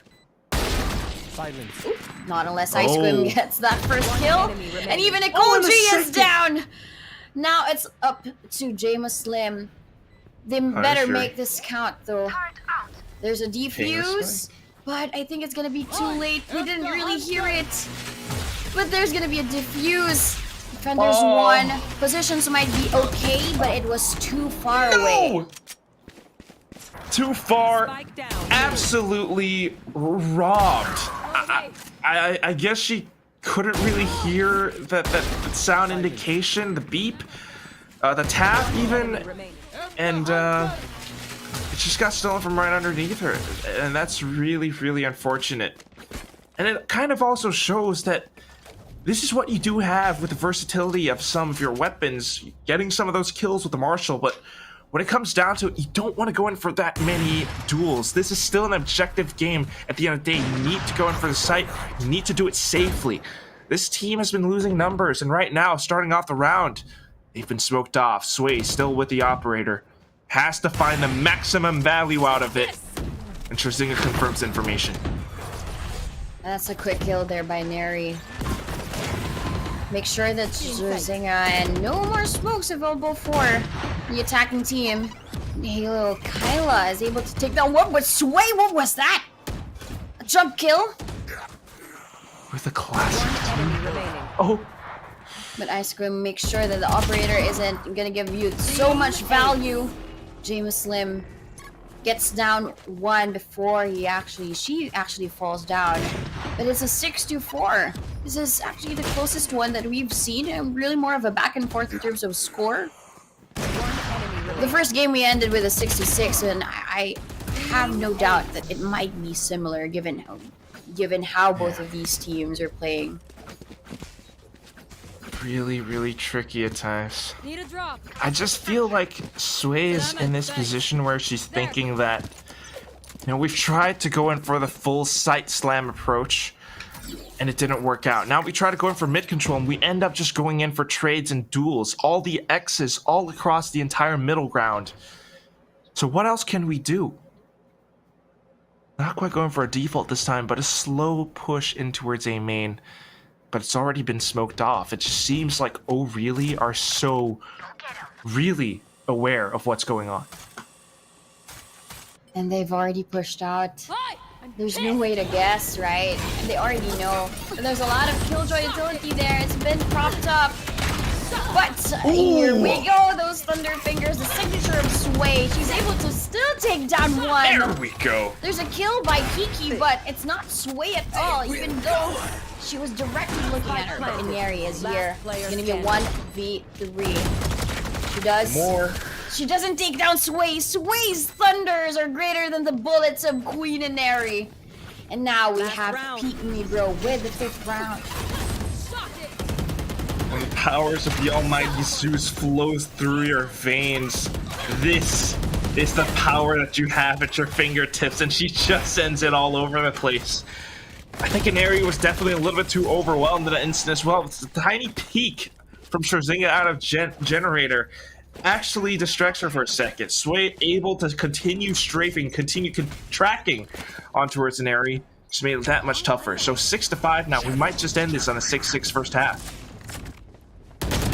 And Inari is taken down by Sway. But Wow. an immediate trade though. You should Kiki, where did that come from? Scherzinger ensures that they slow down. There is aid from the shadows, but Spike no, down A. doesn't need any. Scherzinger takes her down. It's a 2v3. Pete Nebro enemy left remaining. with just Scherzinger, who has just been taken down by Kyla. Maria, you have to pray to get that clutch. She hears a lot of the footsteps. And another thing here, I think it's deja vu. It's Maria with a spike left in the middle of the A site. There is that drone as well, and to secure the kill is Kyla together with a drone. 7-5 though. The 66 did not happen. Switching sides. Still a fairly close one, but when it comes down to it, I mean, this is still Enemy remaining. a really valiant first half coming from the side of Team Peek Me, bro. I mean, we had Sway with the overdrive and everything, but it is just this strat that seems to be foiled. An A split gone wrong when you have this team that really knows how to trade and put a stop to the momentum that Peek Me bro were trying to build up. Now that we move over into the second half, though, this is where Inari is starting to attack. This is where Sway might be able to throw some wrenches of her own into Inari's plans. Yeah, when Inari is on attack, she's a different person. She's a different look, basically. Maria has been spotted. There's also paint shells thrown her way, so a lot of damage done by just utility. But James Lim makes sure that there is a trade. Maria couldn't even do anything here on towards the site. They take B in just an immediate moment. Nicole G wanted to take on the duel, Last player standing. but Sway is down as well. Scherzinger is left all alone. It's 1v3. Uses the paranoia. 2 are displaced, but there is still Nong waiting for her there. Inari just pushes forward. No need for the spike. We're just gonna get the kills. We are just going to get all of these kills. The spike does not even matter. And if you start off the second half like this, 8-5, you get to buy up and possibly turn into a 9-5. Before this match started, before this series started, Nicole G was somewhere in the chat asking Inari for mercy. I don't think she's showing it, don't it? She is just having fun. Look at how she hops all over the place. Yeah. 19-8. Well, sometimes mercy is shown in different ways. It doesn't just mean spare the life. That is true. Yeah. Maybe Inari just shows it differently. Like this. Well... What is this? She's buying a Vandal! Yeah, she has a Vandal, but she hasn't really pushed forward together with the drone just yet. Usually we would see her, right? Whenever there's a drone, whenever there is a distraction, then that's when she would really pounce. But probably waiting for a bit is mercy for her. Well, they're going in for it now, seeing as the smoke will dissipate soon. Maria does get a perfect right click in the face of Kiki, though, and Ice Cream gets taken down by Sway. Kyla trying to do what she can, and Ari's still able to frag out, but here comes Sherzinga swinging along with the shorty, playing in a perfect position. Just sets up a shield wall right outside of A main, leaving O'Reilly with no option but to rotate. Will they be able to read the situation correctly, though? They want to retrieve some of those weapons, and that's why they're pushing out. Yeah, they're able to retrieve, not the Vandal 30 though, seconds left. but because it was taken by Nong here by the team of O'Reilly. Kyla knows that there's nobody else here, but they're going to be placing traps just to make sure. But they're all rotating towards that defender's spawn, sorry, that attacking spawn, so they're all going to be forward. It's as if they're the ones defending now. The sides have swapped. Maria spotted out by that bot, and they push forward. The first one to go down is Sherzinga. Enemy remaining. But a good kill there by all of that, and just by mere positioning, they all hide behind the boathouse. But because of all of that utility placed there by Nong, it made them win. Positioning and utility. A perfect combination, just swinging together like that with teamwork as well, secures them the win. It was a little bit costly though, Donut, because they did lose 3 players in that round, and now they won't be able to buy back up in full. It's going to be 2 sheriffs, some utility. Okay, 1 more sheriff. Why not? Let's throw that into the mix.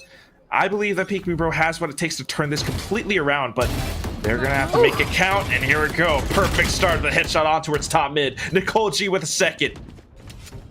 That was just a nice duo there between Nicole and Sway, ensuring that nobody else, both the duelists are down, but Nicole G is still alive and kicking.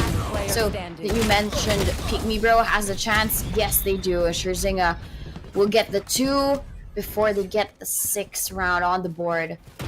And you mentioned, right, the 95 is inevitable for the team of O'Reilly, but Peek Me Bro, once there is a buy, they usually do take that momentum back.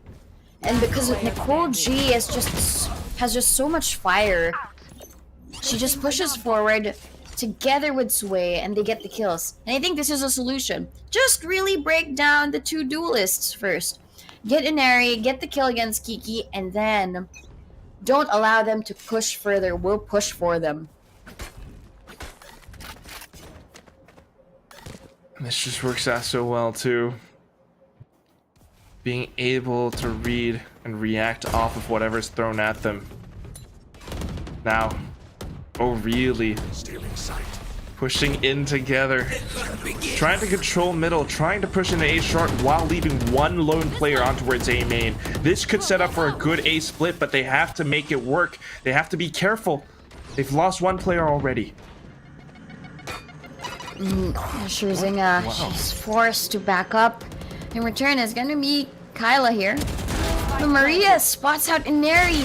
Inari did not know that there was one hiding behind the box, but Kyla here with this prime position only gets 1. James Lim with the quick trade, and Nicole G with that clear. 3v2. Kiki is very low. Ice Cream with that kill as well. Oh, behind you! One enemy There's remaining. one really forcing that Oh. bullet on you, but Ice Quim survives because of that trade. Scherzinga with 52 left. There's also a lot of utility coming her way, so she has to be careful. That first peek Nice. comes in, but Oh. Ice Quim with a quick trade. 3 kills for her, and she makes sure to ask herself, oh really? You can do it? Planted. Can you do the retake? Oh really? I think she could. I think there was a scenario, a universe, the multiverse, if she that she actually wins out in this round, because that's a really sharp flick onto the head of Kiki.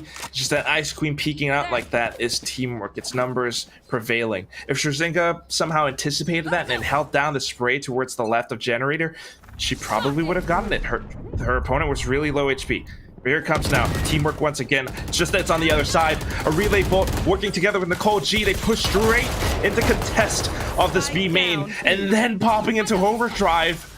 Then getting shut down by Kyla. It's lights out, says Nong. Gets yet another. But then backed up into Scherzinga. A good read and pushing out of mid just to secure that round win. 10-7. Every time that Sway would have the overdrive, they win the round because she gets these multi-kills. Look at this! The second kill towards Ice Cream, and then Inari left with so little HP. She even just... The electric just runs through the body of Inari and it just destroys them. And even Scherzinga there, a great flank. Delivers 2, and now Peek Me Bro, they get the 7. And I think O'Reilly doesn't really have enough here for this round. They only have sheriffs, a couple of guns. But Sway here is so ready for this. Nong, you have to be careful, but the headshot is there, delivered by Sway. Incredibly well played. I think the utility kind of gave the position away a little bit as well, but Cover going out. now going back into it, it's really just trying to make the most out of the sheriffs that they have. They can just find a single pick up a single Vandal. That would be a great boon to their cause. Of course, it's Scherzinga smoked off though. And then the boom bop to confirm a position. They can't really spam through that thing, so what they really want to do is just to push her back. Maria, seemingly caught unaware inside of Hell, will be punished for her sins. Now she was trying to hide her bonnet, but you can't hide when an area is here though, right? Sway is gonna be using all those stuns, and Sway will peek out. Great kill as she jumps out, even gets the 4th one. Nicole G denies that ace, but it's fine because they have the 8th round on the board. Trying to close in that gap of 10 here. That's right, the wins are more important. Yeah, the wins are more And, important than the ace. She is 2 points away from the ultimate. That's what's really scary, because in this round, she was just moving so quickly, did not want to give Inari any second to breathe. As soon as she jumped down, that's a frag. And then Kyla, and then Ice Queen.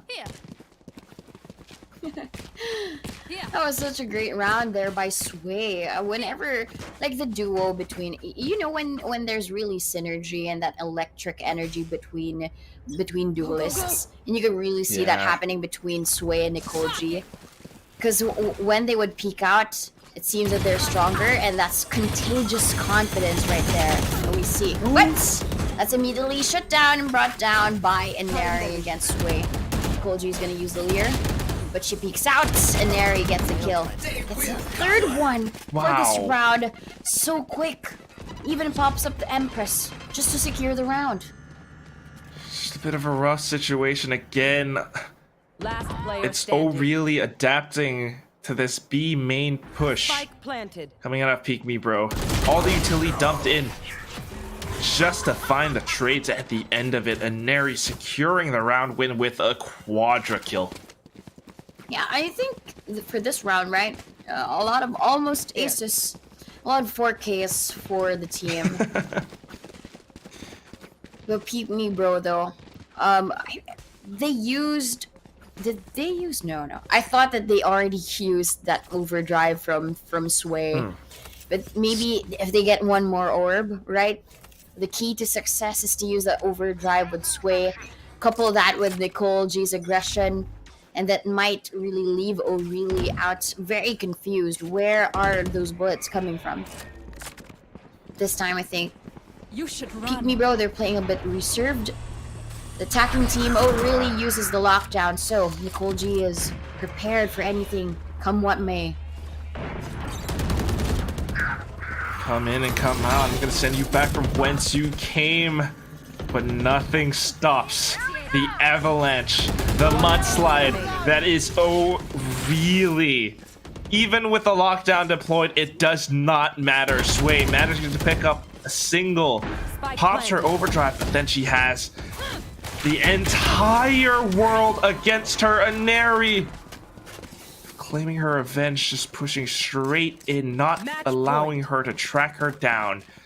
And here it is, match point. That was also a tricky situation there for Sway. Look at the movement. Every time that she would use her overdrive, she does move left and right. So even if those, I mean, the amount of damage isn't really that high when you do that. So what do you expect? Inari was so ready. It was 2 times that Inari was brought down by that. So yes, the call for revenge, the answer back, the clap back, basically was seen. The clap back. And the immediate clap back here, you know what, is their match point. Jameis Lim ensures that Inari is down, but Kiki is there for the trade. And look at this, Scherzinger already moving forward towards mid. And Kiki just slowly making her way back in, and she peeks out. Even gets a double, and it's just now down to Sway. You mentioned there's a lot of weight on her shoulders, and this is it. Match point for Sway. She does have the Phantom. She does have the fast lane as well, but she has to use this smart. She has to be cautious where they currently are. And there's not much time. Sway has already taken down Kyla from behind. Whew, timing as well. Doesn't know though, behind is Nong. And they bring her down. 13-8. O'Reilly breaks that Peek Me Bro streak. And gets the win. It's just tough. She really would not have known that Nong was pushing all the way from behind. And that's what Team O'Reilly gets to do, having that many players at the ready. Of course, seeing the scoreboard, though, I mean, it is seemingly even. Everyone pulled their own weight. Everyone did what they could. But down to it, in the end, of course, it's going to be an Aries team that reigns supreme. That's true. I mean, but look at the score, right? It's closer to each other. If you compared the scoreboard to when Alexi played in Ascent, it was 39 kills. But at least now the weight you mentioned is distributed evenly. Everybody else has a role. Everybody else has a responsibility, and I think it was seen here. I do love the synergy between Sway and Nicole G, and I feel like this is a factor for them to win Haven, especially. Haven is a team play map, right? And if you just use your individual power, it doesn't really cut across to get a map win. So if Sway and Nicole G just really vault in, or the rest of the members, right, with Scherzinger, Jameis, and Maria, they all vault in, they might have a chance for Haven. I'm inclined to agree with that, because seeing how they actually play at Ascent right now, the strategy is reminiscent of how you would play on Haven. You know, it's a lot of these tactics of pushing out despite being on defense and just trying to circle around your opponents. Maybe you have that one player on the site itself to anchor and stall and delay for as long as possible, and that was Maria's job. Of course, when it comes down to it, though, even in the mid fights, sometimes you just lose all your players. But on a smaller, tighter map like Haven, where mid, the B, is not that wide, not that big, Sway might have a little bit more wiggle room. So, I don't know, any closing thoughts, Donut? Well, I thought that Scherzinger was doing such a great job, right? Ensuring that when she flanks, she gets and takes down 2 with her. And in Haven, actually, that's a great type of play.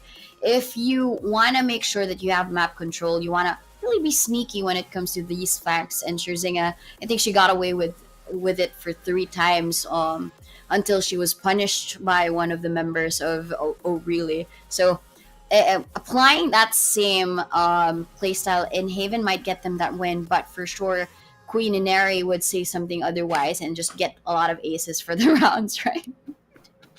Yeah. Well, Queen Inari is also going to say that she needs a little quick break. So everyone who wants to watch the next round, maybe even if we go into Icebox, if that happens, we will be back. So don't click that X on the browser after this.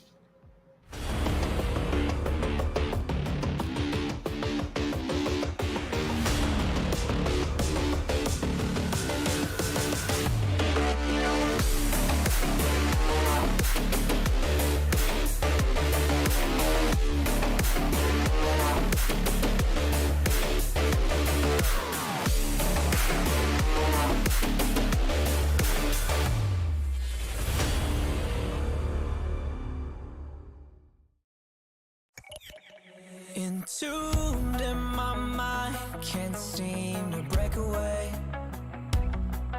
Lost in time, thinking about better days. Do you ever get used to the pain? 'Cause I don't know if I can do this again. Now you got me wondering why you let me die alone inside. I died for you, I cried for you, I tried for you. Tell me why you left me bleeding. I died for you, I cried for you, I tried for you. Tell me why you left me bleeding.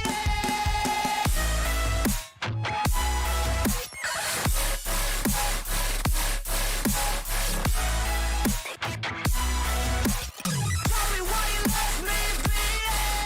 Died for you, I cried for you, I tried for you. Tell me why you left me bleeding. Lullaby, some of you still in my head. Bloodshot eyes, can't sleep, I'm rotting in my bed. Even the drugs don't faze me. I don't think you understand, I gave you everything I had. When did shit go wrong? And now you got me wondering why you let me die alone inside. I died for you, I cried for you, I tried for you. Tell me why you left me bleeding. I died for you, I cried for you, I tried for you. Tell me why you left me bleeding.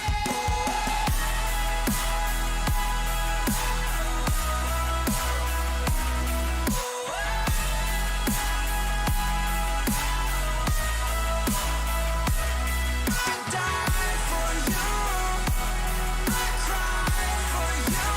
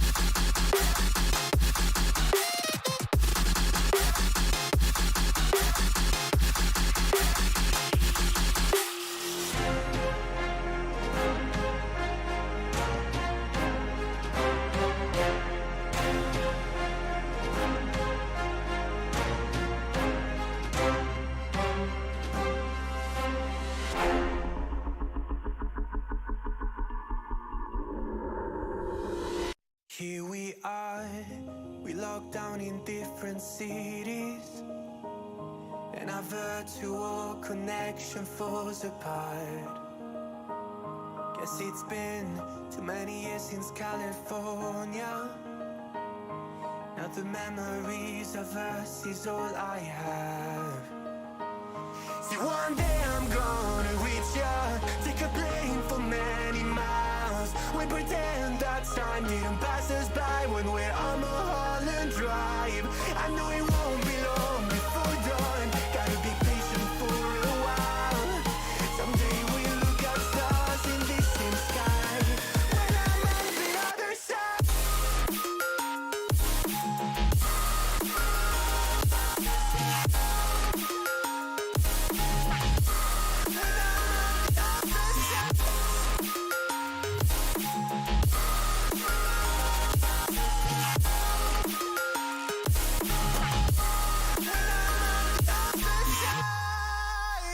Take me back to the life that we once knew, when the walls weren't closing in like they are now.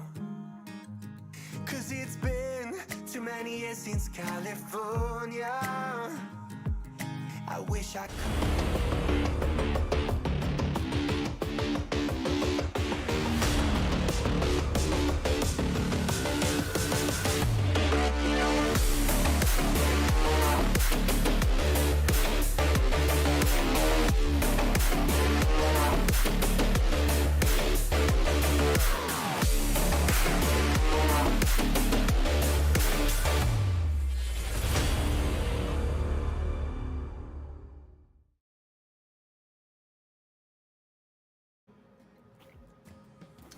And once again, ending it with domination on Ascent. We've had enough of that. We're going to move forward in towards Haven, our next map between the teams Heyimquack versus Oh Really? Heyimquack, this is Donut. And yeah, we're going to be moving on. I mean, that was a pretty intense map, if I were to say so myself. Yeah, I mean, we have two reactions. If Heyimquack gets the map of Haven, we'll actually ask the question, oh really? Or oh really? I think there are two ways to actually say this, with two types of emotion, right? The other one is very surprised, the other one is very doubtful. So I wouldn't really say that I would have doubts, right? Heyimquack is a great team. Sway's leadership, and together with Nicole G's duelist substance towards the team as well. Like, even if she would play Sova for the team, she will still function as a duelist given the amount of KDA and also her ACS in the lobby. So it wouldn't come as a surprise if we would get to Icebox. Yeah, that actually might work slightly better in Icebox. But that's only if they actually win out in Haven first. So it's still gonna be a bit of a journey, I think. And that's why the agent composition is something that really matters. Earlier on, we did see some tricky situations with the site anchoring and not just entirely able to replicate the same sort of utility placement, the same sort of plays that really disable the attackers from rushing into your site. Sometimes that happens because of just, positioning as well, but that is why I think you might have to go back to the drawing board sometimes. Yeah. Considering that it's a map like Haven, we got 3 spike sites, we've talked about this before. I don't know, I feel like Sway might just stick to what worked before. I mean, she did get quite a bit of success at the end of the first half. They ended off 7-5. It's pretty close. They might just do the whole thing of playing aggression with aggression again on Haven. What do you think, Donut? I think this is the best possible answer. In the first best of 3 that we casted, right, they tried to answer back with aggression, but it really failed in terms of matching that energy if you had to go against Alexi. But this time, I think I would say that there are times that there would be like peaks and valleys, but the peak there would be something that Sway and both Nicole would answer to, which I like. But given now that we're actually talking about the agents, oh really? And Harry's gonna be selecting the Neon, and they're gonna go head to head against Sway. Choose your agent. Kiki Oh as the Reina. God,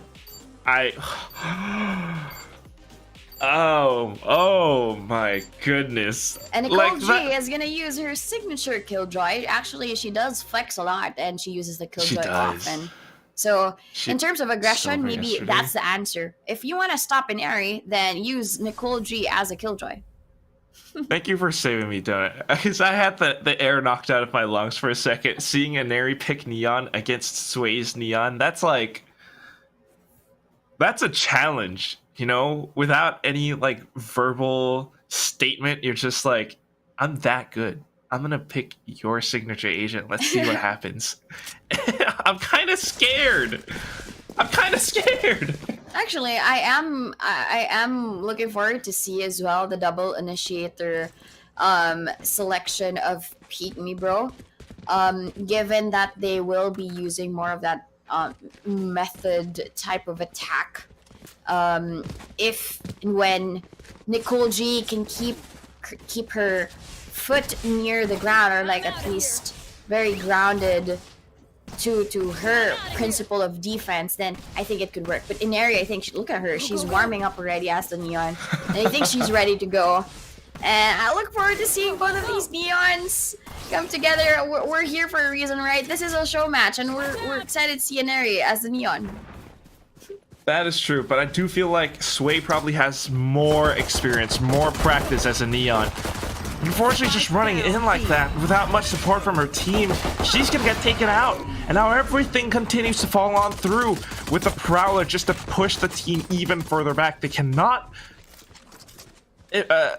advance in towards the B site now.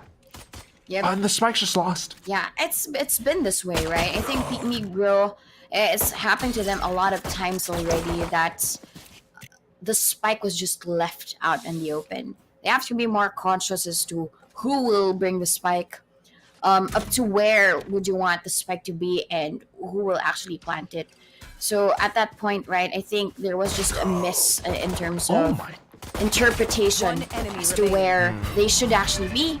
But in terms of the defense, Nong, Kiki, they all get kills of their own, and Nikoji has just left 1-0 now for Oh Really. I think there were just a bit of miscalculations. It's fine, it's fine. It's just the first round, so they're still warming up to the map. Probably the roles, because Nicole G, she was the Reina earlier. Shuzinga was still the Omen, but James, Still the Slim, and Maria are the ones with different roles, I would say, here. Yes. Nicole G and Maria kind of swapped roles. Jameis as well, if you want to consider the fact that Jameis was playing an intel gathering agent, an intel gathering initiator. But that said, you're right. You know, it's just the first round. It's a bit of a gamble.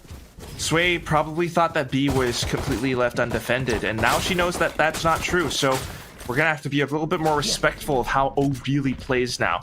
They push straight into Garage. However, there's so much noise right behind them that they want to go in for the fights just to find some trades, just to possibly retrieve some weapons. Kiki, though, ever so careful. Nong pushing along with her team, able to decimate the entire squad. Well, that's it, really. If you take a bit of time, and you don't really try and capture map control against O'Reilly, then Peek Me Bro will have a lot of problems moving forward and getting these attacking rounds secure for them. Because they try to at least create more of these default plays, leave a lot of those guarding to the utility of Nicole G, but it isn't enough.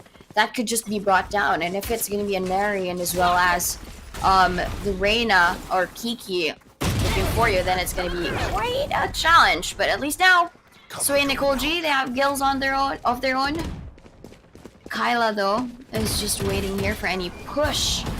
But I think Peek Me Bro, they're just very disciplined. They want to secure this round. Yes. Having the guns, they want to hold on to it and just making the most out of everything as well. Having the right call this time, actually, just to go in with that coordinated push But then he split onto the A site, and now peppering down anyone who tries to push outside of A link. They will not be able to survive. They will not be able to withstand. It's going to be a turret along with Sway's Vandal that ends the round. That's a great way to start off their buy round, right? That's that entry kill for Sway. And Neri did not really expect Sway to be that that in that position so soon. It was so fast in terms of movement of Sway, and we all know Sway to be really very comfortable in that neon. And maybe this is where the quote unquote diff is going to be shown. More of the comfortability in the agent, because I would have no doubts if Ineri was to pick the Reyna or the Jet. But I think you're absolutely right. I mean, it really is a bit of that agent diff, because Sway definitely has that much more practice, but Neri's still fundamentally strong, knows how to position herself. Might not be able to get the best timed slides. That's going to be her death, but of course now the entire team making their way onto the A site, they will get traded out by Nong, who has been instrumental in anchoring down sites. This is what makes a good Cypher player. This is what makes a great Cypher player. Using her ultimate just to get that extra information. Ice Queen playing off of contact to secure the round win. 3-2-1. Well played start. Yeah, I thought you were counting down there for a while. 3, 2, 1, and then the replay cue. That's such a great way to transition. But yeah, I mean, I do agree with you. Nong has been so great at holding down the sites. I mean, we saw that earlier as a Killjoy, but I think she's doing better here as the Cypher, because she seems more comfortable, like with that duo with Nicole there on the site. They would peek out at the same moment, and even with Ice Cream as the final member there of Oh Really, just playing off of contact just means that they may be the better team. But Kiki here, ensuring the Maria, there would be no information to be gathered by Peek Me Bro. That's her goal, and she did it so well and so quick. Really? And it's just enough to put a pause to the entire round. I mean, they're on a bit of a save, a bit of a tricky spot, but it still works out relatively well. Sway trying to gather some information, bait out some peeks, but no one's biting. In fact, everyone from Team Oh Really are just fanned out across the entire map, ensuring map control. This is discipline. Discipline at its finest, though. Both of the teams actually show some sense of discipline. It's been quiet for a minute now. Yeah. They can make sure. Ooh, but that discipline has been broken. Golgi takes the first one, but Nong makes sure to get double each and every time. Kyla responds, and Scherzinger. First one to actually see a person, but now from the shadows, keep her to safety. She does still have a paranoia, right? So she can use that to try and displace members. Oh, she doesn't. It's only a smoke and also a shrouded step. Wait. But she might have a plan. They have no idea. It all comes down to timing. She hears them. She knows this. One enemy remaining. But the second one is gonna be Kyla. She peeks out as she sees, but she only has to play for time. No need to over peek. Even though you know that the team name is Peek Me Bro, you don't have to. Scherzinger actually just takes the clutch, even gets the third one. She even says, yes, I think that's praise from her teammates, right? You're so great. She says yes. Truly, truly great. All the Scherzinger fans in the chat, put out your copy pastas, because this is a clutch. The way that she maneuvered behind them, the way that she was careful, a little bit of a whiff, but that's okay. She recovered. And then just having that discipline, having that composure to play around the site, play around the box. Let the timer run out. This time around, now back into it. It's going to be Team Oh Really feeling the heat. They want to take some fights head on. Yeah, and that's why even with this Sheriff, right, and even Kiki with a classic, they just move forward. They try to figure out where they currently are. And Harry does know that there were a lot of people in mid, so that's why there is a trap there. And Smoke, Ice Squib, is taken down by Scherzinga. And they regroup all together. Inari, if I look at the mini-map, she's been rolling around. She's been in the B site. She's been in the A site. But since C needs a body, she is there to defend it. But it's funny because Peek Me Bro, they haven't really moved forward. They're using the silence to their advantage. And now Sway is going to be detected by that trap. Kyla has this great idea to try and sneak up on them, but they're not going to be going to B. It was all a distraction. They're actually here in C. Completely turned around and hit again, and now One enemy remaining. without the guns, without any option left, with the way that Peek Me Bro completely surrounded them, they just lost a round. So we're down even to a 3-3 donut. This is, you have to admire how Peek Me Bro are taking down these rounds. Yeah. I mean, now I think the Sway leadership is really coming to pass here in each of the rounds. You would see they would be so quiet. When they would move, they would only move an inch and then see if there will be consequences to that movement. Now, Peek Me Bro, with this slow play style, it leaves O'Reilly guessing what they have to do. But Inari, she actually uses her overdrive, only gets one. Scherzinga is there for the trade. You should run. Yeah, she used the Shroud Step to just get right behind her, which kind of worked out. And all of a sudden, the lockdown that was deployed baits out the peek from Kiki. Another player killed, and all of a sudden, Kyla goes in with the From the Shadows right behind them. Everyone's dropping down, and Nong pushing up front gets the spike carrier. Maria, the only one left, the one who could end this all, tries to do what she can, but not quite getting the crosshair placement right. It's going to be Ice Cream that ends her. 4-3. I really love the micro decisions that Team O'Reilly are doing here. Look at this. That small decision to use that from the shadows, just a bit behind or like a bit on the edge of that lockdown, just to secure some kills with stealth. And at the same time, once the lockdown was out for Nicole G, what they did was, instead of prioritizing the kills, they prioritized destroying that lockdown to ensure safety for the rest of the teammates. These are great decisions. But for Peek Me Bro, now that they have the C site, really just maintaining control of that site is the most important thing. And I don't know really how they are able to do that. Oh, they are. They get the kills. It just ran right in. And of course, a lot of respect being paid to Sway, as her overdrive causes a lot of threat, a lot of danger. Nong, though, trying to hold down her own, not even sustaining a little bit of damage just because all those other players were ticketed down to low HP. And how it stands, it's just these defensive positions, a bit of a flashpoint, the information gathered. Nong needing to push out a garage, but doesn't quite check logs. She still gets a frag, though, despite being blinded. Flicks upwards, but Maria, the savior, has arrived. Comes online in the final moments to bring us back to an even 4-4. Nong did so well. She did it so quick.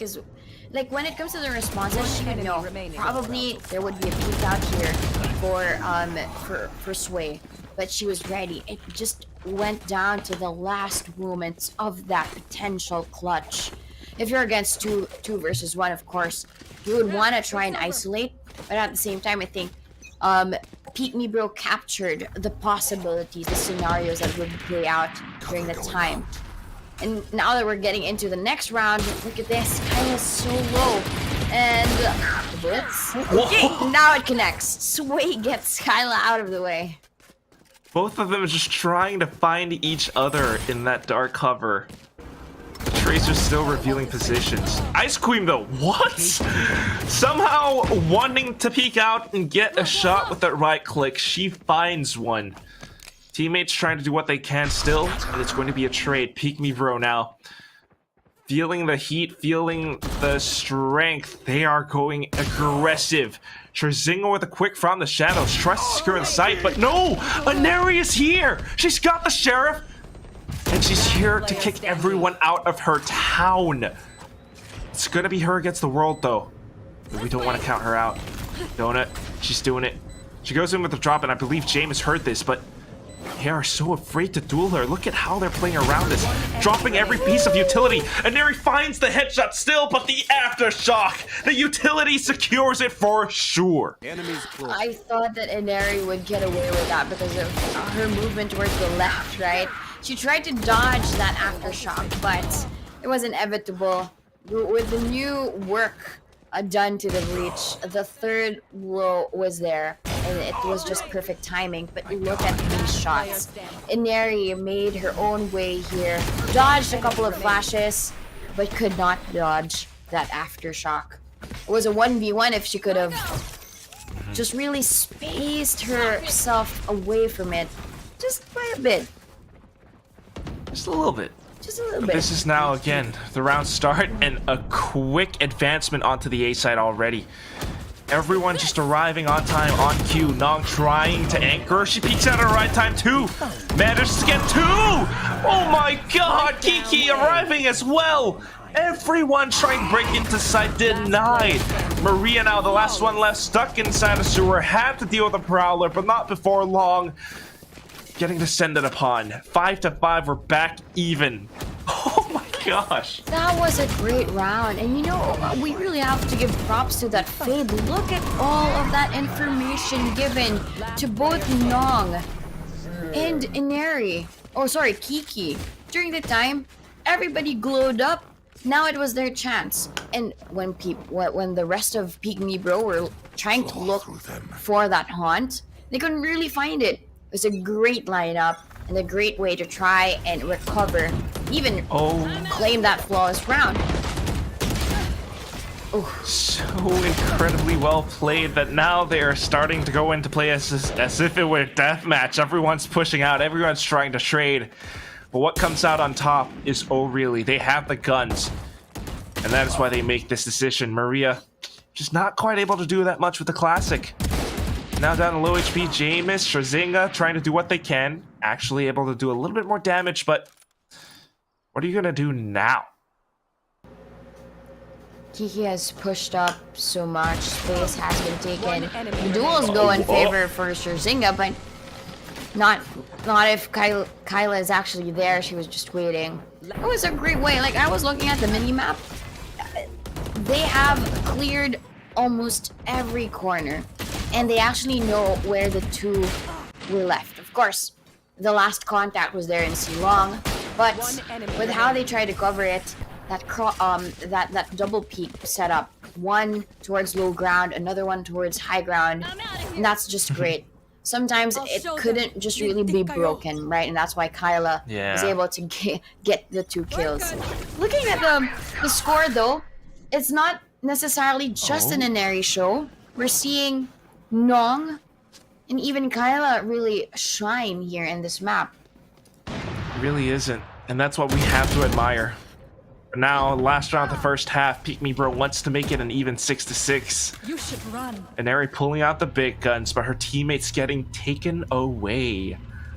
A lockdown being deployed as well, but it's all but a fake. I don't know if Nong is in the position to actually make the correct read. She hears her Zinga, she finds her head, and all of a sudden the calls are being made. It's the C side, everyone! Rotate over! But in that time, the lurk from Nicole G Donut, it's working out well! We put things back into a 1-on-2 scenario. And now Sway is gonna be pushed up forward. Kyla, I think, knows that this is a possibility. But they take on Garage. 2 bodies there. It's so warm, Kyla. Make sure to get the crosshair right. But no, Jameis is the first one to get a kill. And we end again the first half with the 66. I'm not really surprised, right, with the back and forth of these scorelines. Inari just trying to put on her neon hat. We've seen her get a lot of these kills, but she's letting her teammates shine as well. Nong with that anchor ship. And even all of that stellar plays from Kyla as the Omen. That's kind of the most impressive thing to me is that every single player is just trying to do what they can, and sometimes these omens are the ones providing a lot of assistance, even with some of these positional plays from the shadows and the shrouded steps that they have. This time around, though, swapping sides, it's going to be a Neri trying to go in with this fiery pace. I believe she has a frenzy in her hands. Yeah, and that's why everyone's just evacuated the site. Yeah. Oh, guys, see, I could hear Neri's frenzy, so just be careful for the retake. Back up, and then let's try and figure out how to do this. And I think the first action is to get the drone out, try and figure out where they are. Kiki is in a good position. Inari takes down the first one. And Sway at this point, too late to the party, was able to get down one piece. But look at this, Inari, what are you doing there? You were supposed to be there, but still, she's able to take down 3, and Kiki with a final kill against Sway. Just a lot more mobile, and she instantly knows how she wants to position herself around all of this chaos that is unfolding on the site, while everyone else is trying to pick off trades, pick up fights, and just secure the site. And Neri wraps back around. Sway had a similar idea as well. It's just that with the ghost, and unfortunately at that range, she couldn't quite find the shot that she was looking for. So 7-6, they buy up, and it's going to be Nicole G with an interesting sheriff. Let's see if this pays off. They're pushing out, Donut. Look at this. Yep. So quick, look at that. The movement of Sway is able to take them. But look at that. There's still the trap set up by the Cypher. Once they actually destroy it, they will be notified. So, Nong, of course, being the anchor, being the one that stops the flanks, is the first one to actually peek out, spray through, but she does get a lot of damage. Sway takes her down. Last player standing. James Slim is down as well by Inari, and Sway 26 HP. She might just go for these exit frags, and Inari is there. Right click, she dances, but at the end of it, the final pose, Inari says, "Oh really? Oh, really? Peek me, bro." And yeah, well, you got peeked. You got what you wanted. It's just an area. I think if Sway had a different gun, we might have had a different story. But you know what? It is what it is. There was quite a bit of damage. I like what I'm seeing with the Vandal buy on Kyla. Unfortunately, Nog can't quite afford much, but that's just going to be what we have. Peek Me Bro stands a chance at fighting back this round. Agree, and we saw this happen, right? It was a 9-5 earlier. Ooh. But the quick TP as well, that was kind of smart. And now they have site control. Oh, really? 4 people on towards the site. A kill there by Kiki has been down. I think Maria is also ready for these shock bolts, but nothing has connected just yet. Neri from behind is able to take down one.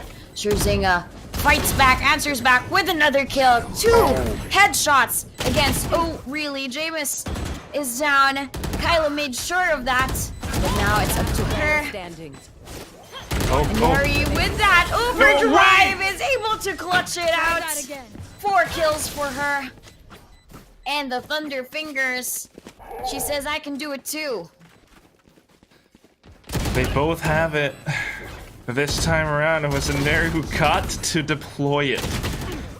Having that strong of a start with the first 2 rounds of the second half, she got that many kills that she already has this ability.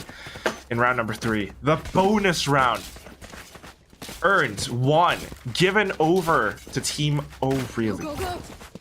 Yeah, you wouldn't really see that happen, right? I don't really know. Like, even historically, like, what is the bonus conversion for some of these teams? That's really a stat that I've been curious to see. I haven't been long enough to really note everything else, but conversion is there. An immediate trade in Neri takes down Jameis. A Seize is there. You're so low. Sway is down. Ice Squim makes sure that she is melted away. kind of thought that she had to confront that situation, but Spike planted. whatever the case is, right now it's only 2 players left. Scherzinga, with all her smarts from the previous round, she just might be able to retreat that weapon. That vandal goes in. Her teammate trying to pull all the attention away. Scherzinga getting a headshot onto her counterpart, but here comes Inari with the sick movement. Not quite enough. Scherzinga still able to get the burst. It's a quick headshot, but now she has to find the one perfect extra. And it just doesn't quite happen with Nong. That confident, that able to go in with a swing. A single bullet does the trick. And once again, Oh Really Standing. are in the lead. Remaining. That's the tricky part about this, right? If you have a player bursting with confidence, that is really just contagious for the rest of the teams. And I feel like that's the reason why Nong has been popping off. Kyla has been stellar with all of these support kills that she's been able to give, and even Ice Squib. She shows up when you need her the most, and she shows up at the right place at the right time. And Kiki here for the first kill, that just means that she exudes with confidence. Sway is trying to control this as much as possible, but she's been spotted out by Inari. So it's gonna be the Vandal versus all of the Thunder Guns. Sway is the one to spot her out, gets the kill, and even connects against Kiki. With a headshot as well. Now she's just hunting for those frags. Fortunately denied by Nong. And all of a sudden, Neural Theft coming into play as well. We're waiting for that second pulse just to get all of that extra information. Probably afraid. Instantly knows where to position herself as well. This is the perfect lurk. Her team is already on site to get the spike down. And all she needs to do is to continue being this rat. Going back and forth the tunnels. Finds Maria. An easy kill to boot. 18 HP and she's still not afraid. Yeah, I mean, this cat and mouse chase for Nong has been working well so far. And once she has captured her prey, she actually just plays with it and she catches another one. Scherzinga, one left alive, she's being hunted. Again, she is the mouse here and 3 cats are after her. It's gonna be a scary one. Nong is still the one waiting. Through the smoke, actually, Scherzinga gets the kill. Not impossible. It's not impossible as well. But time is running out. She may be sorry. able to get the kills, but because of the time, Spike has to detonate, and it's going to be 11-6. And sometimes that's just what happens. That's the way the cookie crumbles. I don't like oatmeal raisin. Probably. I must always say that whenever anyone brings up cookies. I know people who do like it, but still. Chocolate chip. Ah, yes, thank you. Chocolate Thank chip for you. the win. Thank you, Donut. Anyone who says oatmeal raisin, get out. I'm kidding. Because you're just disappointed when you think it's chocolate and then it turns out to be a raisin. Whatever. 11-6. But look at this. And we're just seeing how capable this team is. They're gonna be providing. Oh, of course, that was the Vandal saved by Cher, but she's not gonna give that at all.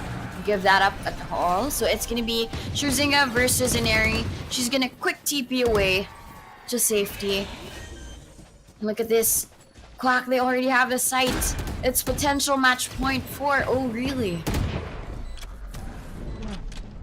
Really could be, not unless this retake pans out to the way that they hope, but oh no, Maria! Just slightly exposed, allows for Kiki to steal a headshot. Koji doesn't quite have the guns as well, and now Kiki allowed to go in even further, allowed to push them back, allowed to wreak havoc. Neri. Match point. Not a single round dropped in this second half so far, Donut. Yeah, and I think it is a similar thing that we saw earlier, but apart from that, I think it was Alexi's team in Ascent. Now, because I think Alexi would regard Ascent as one of her best maps. I mean, stats-wise, she has high win rate in Ascent. And at the same time, we all know Inari to favor the map of Haven. So probably, maybe that's the case. Captain speaking, the rivalry is also speaking. That's why they won't really let anybody else get in their way anymore. Okay. And Neri just pushed forward. And that's not even the side that they want to take. But she's here now with an overdrive. She gets a second one. Maria is down and Sway is down as One well. enemy remaining. She has no business there because the plant is gonna be at the B site. Okay. She wanted a highway to Oh. Out of the charge. C, and now the Attackers highway is win. here. They get 13 to 6. Out of charge. Oh my gosh. That's I- a highway to the skyway for her. Like, she was just so fast. They wanted to go towards B, and then 3 seconds after, she's at the C site. I am speechless. I am speechless. I do think that Peek Me Bro has had really amazing performances. We've seen Sway and how much she can do as Neon. But watching that final round, Inari, yeah, you can bet your bottom dollar. She knows how to play Neon as well. The way that she comboed everything and timed it perfectly. The stun, the slide in, just to get that perfect kill, popping off onto the overdrive as well. I have no more words to say, Donut. That's the whole thing. Yeah, what I just really loved about the last match is that when it comes to the showdown, we would just fix our eyes onto the captains like Sway and Inari, but we're seeing a lot of signs of greatness here. From Yes. Nong, from Scherzinga, who has played Game Changers before, Nicole G, for both as the Reyna and the Killjoy, Kyla, Kiki. I think they had their own chance and moment to shine, and I think that's the real showdown there. Each of the players having their own limelight. I couldn't agree more. I mean, looking at this scoreboard as well, I mean, Nong actually rivaling Inari's KDA, Yeah. which is pretty cool. Nong actually had a really incredible performance as a Cypher on Bind yesterday as well against Alexi's team. Today, Scherzinga is coming up on top. I mean, we saw, especially thanks to our observer, by the way, shout out to him, with that third-person view, seeing how she constantly teleports away, how she sets up for retakes on the C site. It's really smart plays. She did have that really well-played clutch that one round. I mean, we'd love to see all of this talent in the FSL Valorant Showdown. Definitely, and I think there's more to see here. Of course, this Valorant Showdown doesn't end today. There are still 2 days for you to enjoy the teams, and I think we all started to watch because of the captains, but now I am growing more fond of the rest of the members, like Nong. Yes. She has the ability to be not just an anchor, but also a great silent but deadly flanker for the team, right? Ooh. Nong has really shown that type of playstyle, which I think is a great addition to Inari's more aggressive playstyle. So you have the meek, you have the silent, but you have the loud and Yes. the proud. That's a really fun way to use the phrase silent but deadly. Normally it's used for the other thing, but you know, here it's, you know, like assassination, because Nong is that kind of player. Really cool. Yeah, it's really true, because we came for the captains, we came for the banter between Alexi and Inari, but we are staying for all of this talent, everything that FSL Valorant Showdown has to offer. So if you love it, if you enjoy what you're seeing, please follow, please check out all the social channels below. I think you can just scroll down if you're on Twitch. All the panels are there, because this entire show is everything. I mean, even Game Changers. It's all brought to you by FSL. Any closing words, Donut? Well, it was a great day to actually see 2 best-of-3 matches. It was Team Peek Me Bro versus Oh Really for the last match that we saw. But earlier on, we saw Team WHIFF and Team Yes. BABYGRR. I was trying to decide whether I was going to say it correctly or with how we say it Do the on stream. hands. BABYGRR. So there's more to see from these teams tomorrow night, because more of the showdown Yes. from FSL will happen tomorrow, same time, 6 p.m. SGT, right here on Twitch.